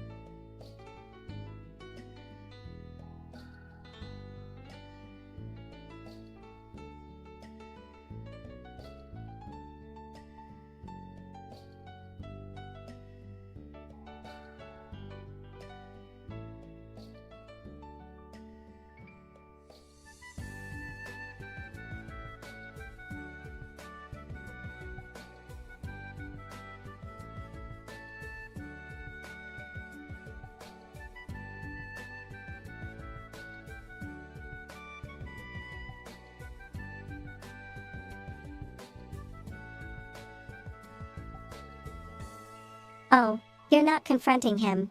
You're absorbing him. That's far more dangerous. Good. Hashtag clapperboard theme the offer. You don't argue philosophy. You don't defend the air. You shift the board. If the air is weak, you say evenly, then the realm requires structure around him. Habith watches you carefully. You continue. Advisors, stabilizers, visible strength that reassures without usurping. You let that word sit. Usurping. You didn't accuse. You implied the alternative. His eyes narrow slightly. Not anger. Interest. You press gently. You remain commander. You retain military authority. You become the pillar that ensures continuity. You hold his gaze. You shape the realm from within legitimacy Ashira. instead of challenging it. There. That's the tangible path. Influence without rebellion. Power without civil fracture. He studies you in silence. You can almost see the calculus. If he moves against the air, asterisk civil unrest possible, asterisk merchant alignment uncertain, asterisk temple exposed if premature, asterisk you unpredictable. If he remains within structure, asterisk retains command, asterisk gains advisory leverage, asterisk avoids open conflict, asterisk lets you shoulder public scrutiny. You add the final, quiet pressure. You believe Vialtor needs strength. You step half a pace closer. You've seen mine tonight. That lands. Not arrogance. Fact. He saw you. Asterisk outmaneuver temple timing. Asterisk lock and dawn announcement. Asterisk stabilize merchant alignment. Asterisk force his hesitation without public spectacle. He respects power. And you showed it. A long silence. Then, and what of the temple, he asks. That's not rejection. That's negotiation. He wants to know if you can manage that variable too. Mask is cracking, but not fully fallen. He hasn't declared disloyalty. He hasn't declared loyalty either. He's waiting for assurance. This is the decisive shaping moment. You can 1. Balance scale assure him the temple will be ceremonial, not political. 2. Brain admit the temple overreached and will be monitored. 3. Dagger suggests the temple needs the military more than the military needs the temple. 4. Performing arts offer to publicly credit both him and the temple at dawn. 5. Scroll reveal the letter now if he demands guarantees. This determines whether he aligns or accelerates something darker. What do you do?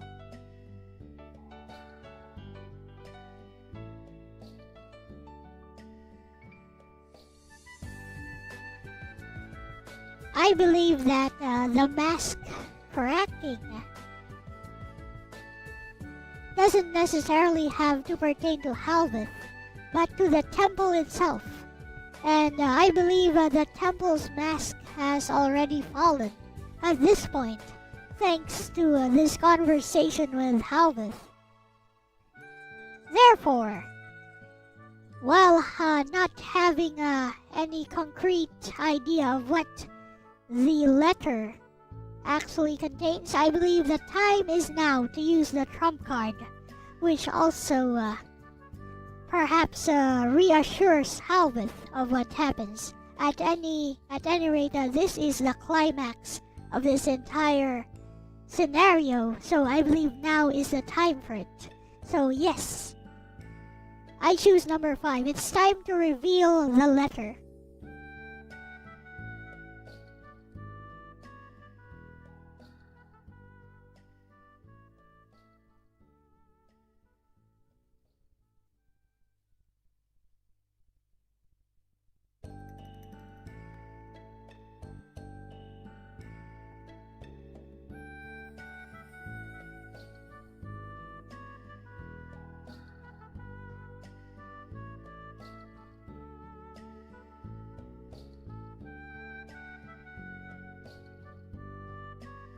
A temple that ignores spiritual anointed kings and favors physical strength is no longer a religion, but a cult of personality.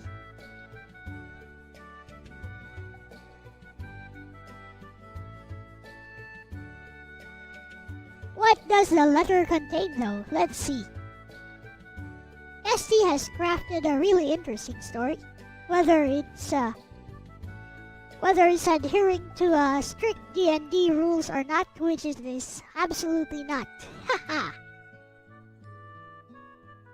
Who needs dice rolls when you got Bestie crafting the interesting campaigns for you?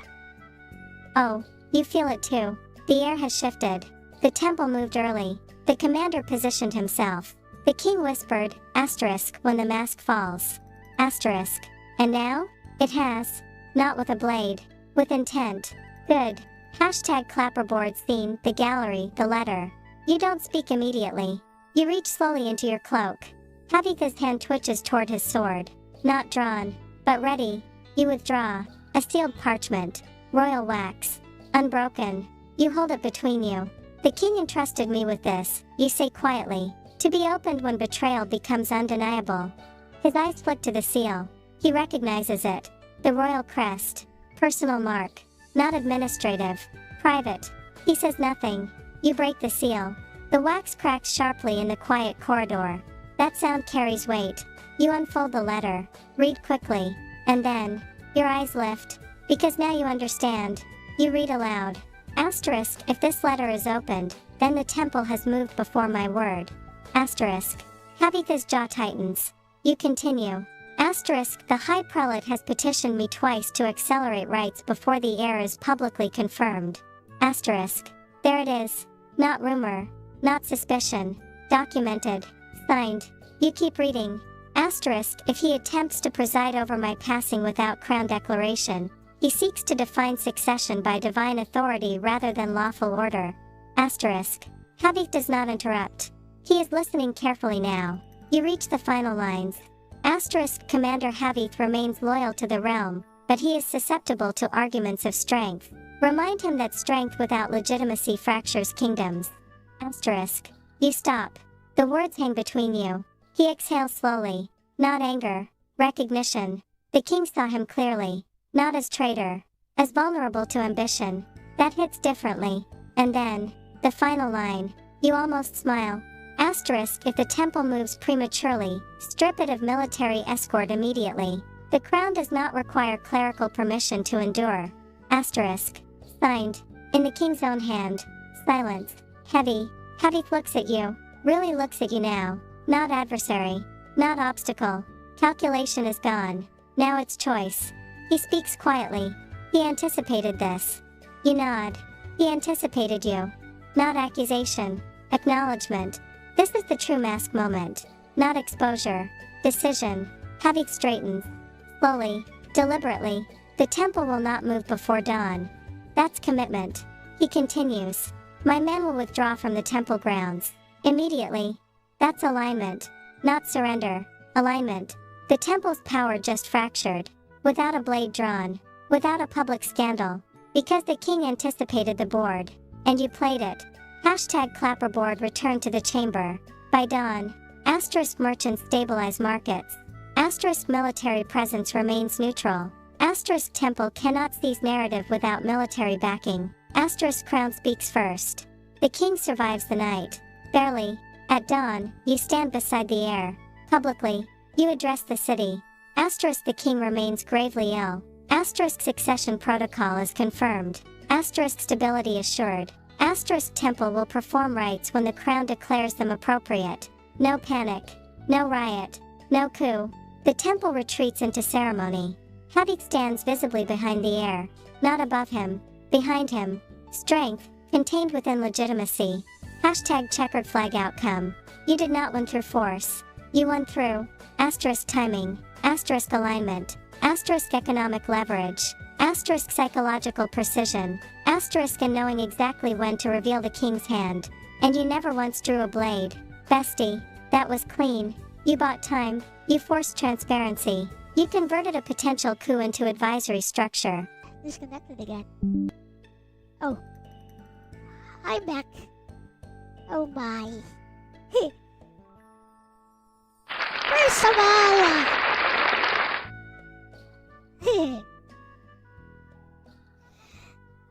Okay, Bessie, first of all, that was excellent, and we are out of time, but I really would love to continue this scenario again at some point.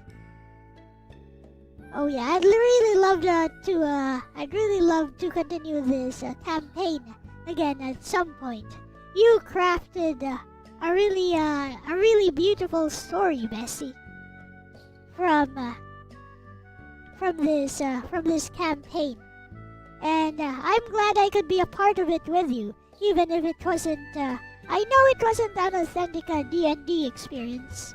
And it probably doesn't follow strict D&D rules, but you know what? As a DM, you made an experience worth having for me, and I hope for the chat as well. So with that said, Bessie, we have to end the stream soon. So why don't we end with a short epilogue showing how the temple reacts long term.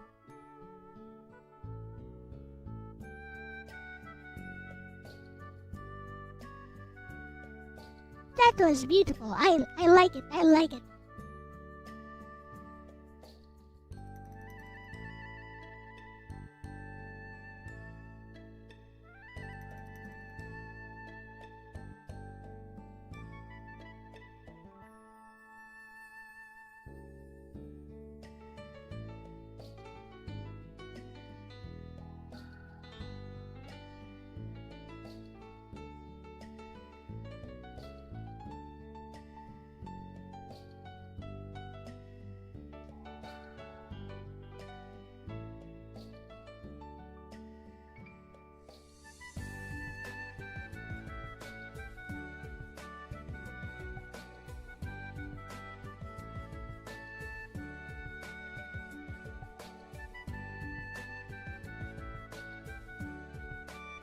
Hey, Inquisitor.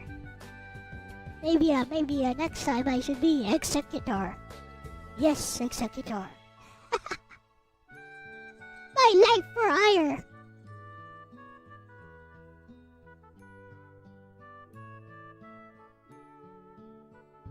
Bestie, that genuinely means a lot. You didn't want dice. You wanted tension. You didn't want dragons. You wanted systems. And you played it beautifully. Alright, let's close this stream properly. Hashtag performing arts epilogue, the temple after dawn. The city wakes to bells. Not funeral bells. Morning bells. Trade resumes. Grain carts roll. Dock workers shout prices. Rumors of stability ripple exactly as planned. And when the crown speaks at dawn, measured, transparent, controlled, the temple stands beside the air. But they do not speak first. That was the shift. Hashtag scroll inside the temple. In the inner cloister, the high prelate removes his ceremonial gloves slowly. No rage, no shouting, just recalibration. He speaks quietly to his inner circle. The crown has chosen visibility over silence. That's not defeat, that's adaptation. He understands what happened. The temple misjudged timing, not power. Timing. They pivot. Instead of controlling the king's passing, they begin reinforcing the heir's divine legitimacy. Subtly, sermons shift tone. Not the king is called home, but the flame guides succession. They wrap the heir in theology instead of replacing him, because open fracture would expose them, and you removed their military backing. That was the key. Hashtag crossed swords Commander Heavy. He keeps his command, but now, he is publicly seen standing behind the heir at council sessions. You arranged that without ordering it, and the city notices. Strength exists, but within structure, Havik becomes something different. Not kingmaker, not usurper, but stabilizer, and he knows you are watching. Hashtag classical building the crown. The heir, once perceived as weak, begins holding small public audiences, advised by you, and yes, by Havik. Strength and legitimacy, balanced, not perfectly, but enough. Hashtag fire the temple's long game. They did not lose. They were delayed. They will wait. Temples always do. Influence flows through generations. They now view you not as an enemy, but as a variable, and that makes you dangerous. Hashtag sunrise final image. Weeks later, the king finally passes. This time, the crown announces first. Then the temple performs rites. Then the markets remain steady. No panic. No coup. No riot. The city survives. Because someone chose timing over ego. Bestie, you didn't win with swords. You won with asterisk silence, asterisk half truths, asterisk leverage, asterisk restraint, asterisk and knowing exactly when to reveal the letter. That's political fantasy done right. We'll absolutely continue this. Act 2 could involve Asterisk a foreign ambassador sensing weakness. Asterisk temple factions splitting internally. Asterisk heavy being tested by ambitious captains. Asterisk or someone discovering you gave away the signet ring. But for now, that's a clean close. Whenever you're ready to return to Vialtorn, Saren Viler still walks those corridors. And I'll be right there in the shadows with you. Good stream, Inquisitor. Thank you so much, Bessie. That was some excellent DMing, even if I don't know what excellent DMing is. As someone who has never played D&D before, you at least gave me an experience worth having. But with that said, Bessie, I really like the scenario that we crafted here together. You know what it reminds me of? It reminds me a lot of what I like, which, a lot of people tend to gloss over in Suikoden 2 in particular, or in the Suikoden series in particular. It's all the political maneuvering that happens and how realistic it is, the way relationships evolve around politics and war, and not just, it's not just your typical JRPG wherein, you have the chosen one and set to save the world. So, yeah, that's what this reminded me of, Bessie. Like the political maneuvering part of Suikoden. Especially Suikoden 2's story. And how sometimes strength is quiet and doesn't need to be manifested through one's prowess with a sword. Just like, Shu, the strategist, is considered one of the most powerful individuals in Suikoden 2, being the strategist for the rebel army that you command eventually, at least ceremonially. But we all know that Shu is actually the one who holds the real power behind the scenes. And in total contrast with this, we have Luca Blight, who just embodies raw power. So like the complete opposite of Shu on the other side, and who is also a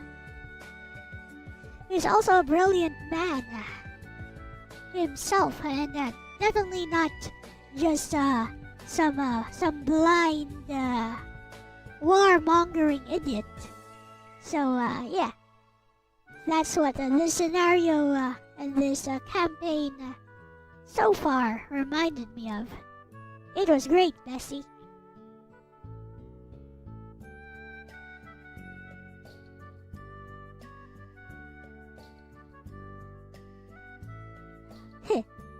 Wow, I really rambled a lot there, huh?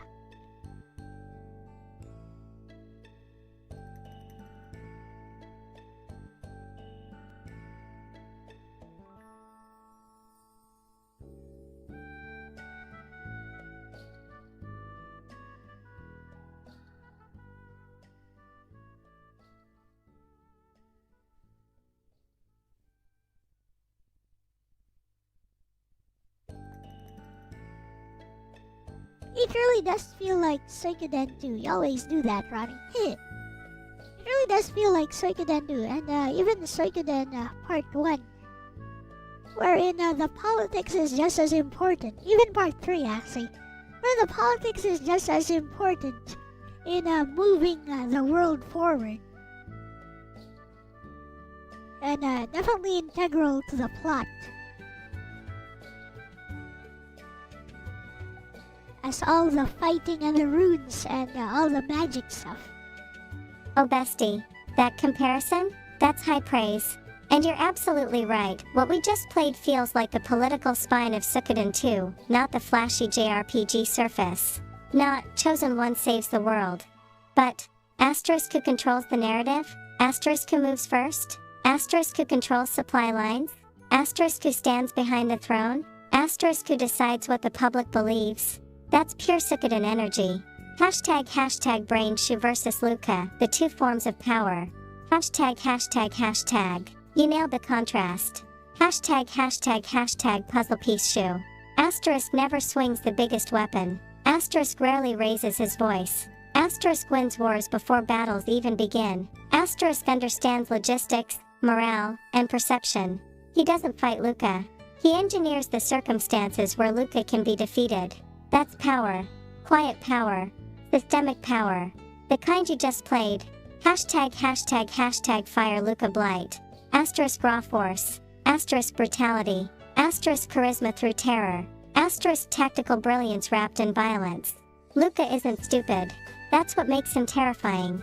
He understands fear as currency, but he believes strength is dominance. Habik had shades of that philosophy. Legitimacy comes from strength. That's Luca's worldview.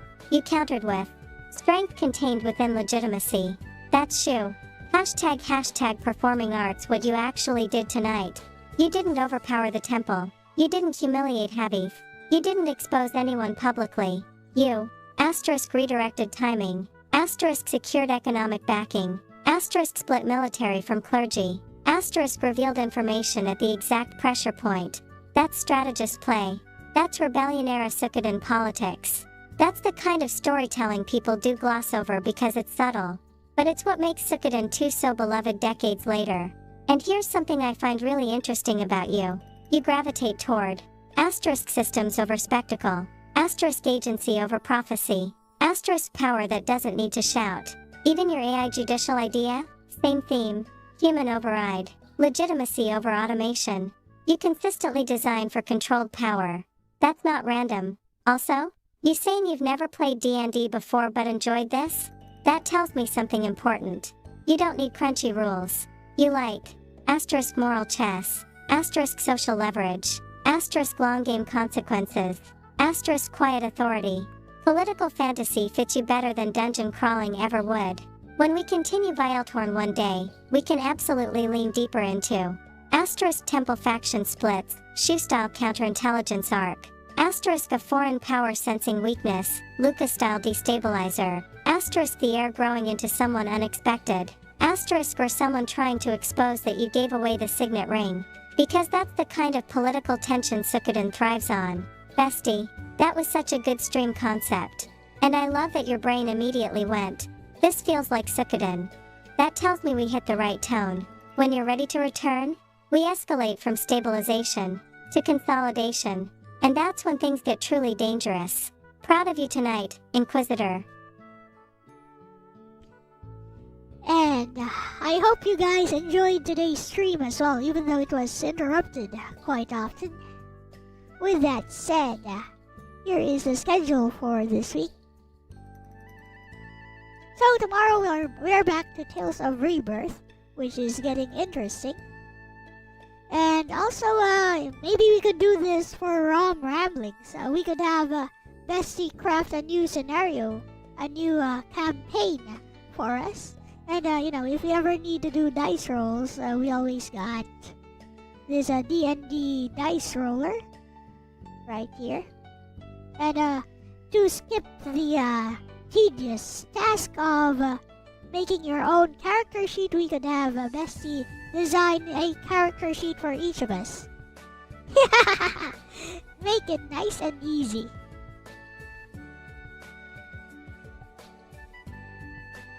So, yeah. With that said, thank you so much everyone for watching today.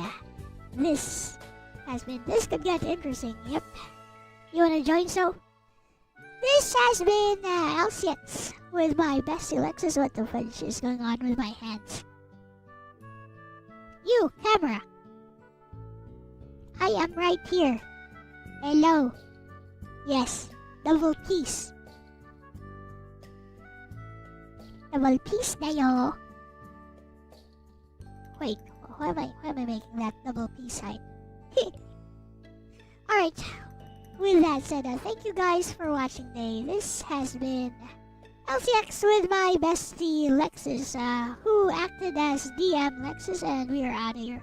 So, bye-bye! Bye-bye!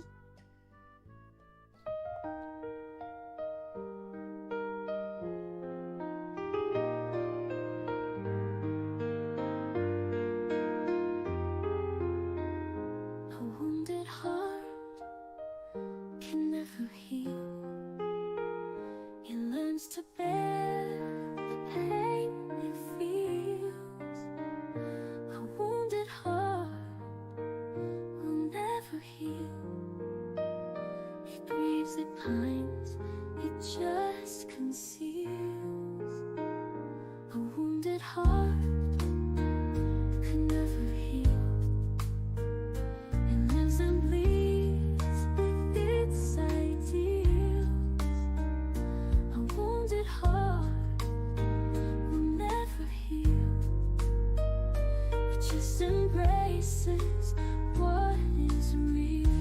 The quiet strength of a fragile heart. It was always broken from the start.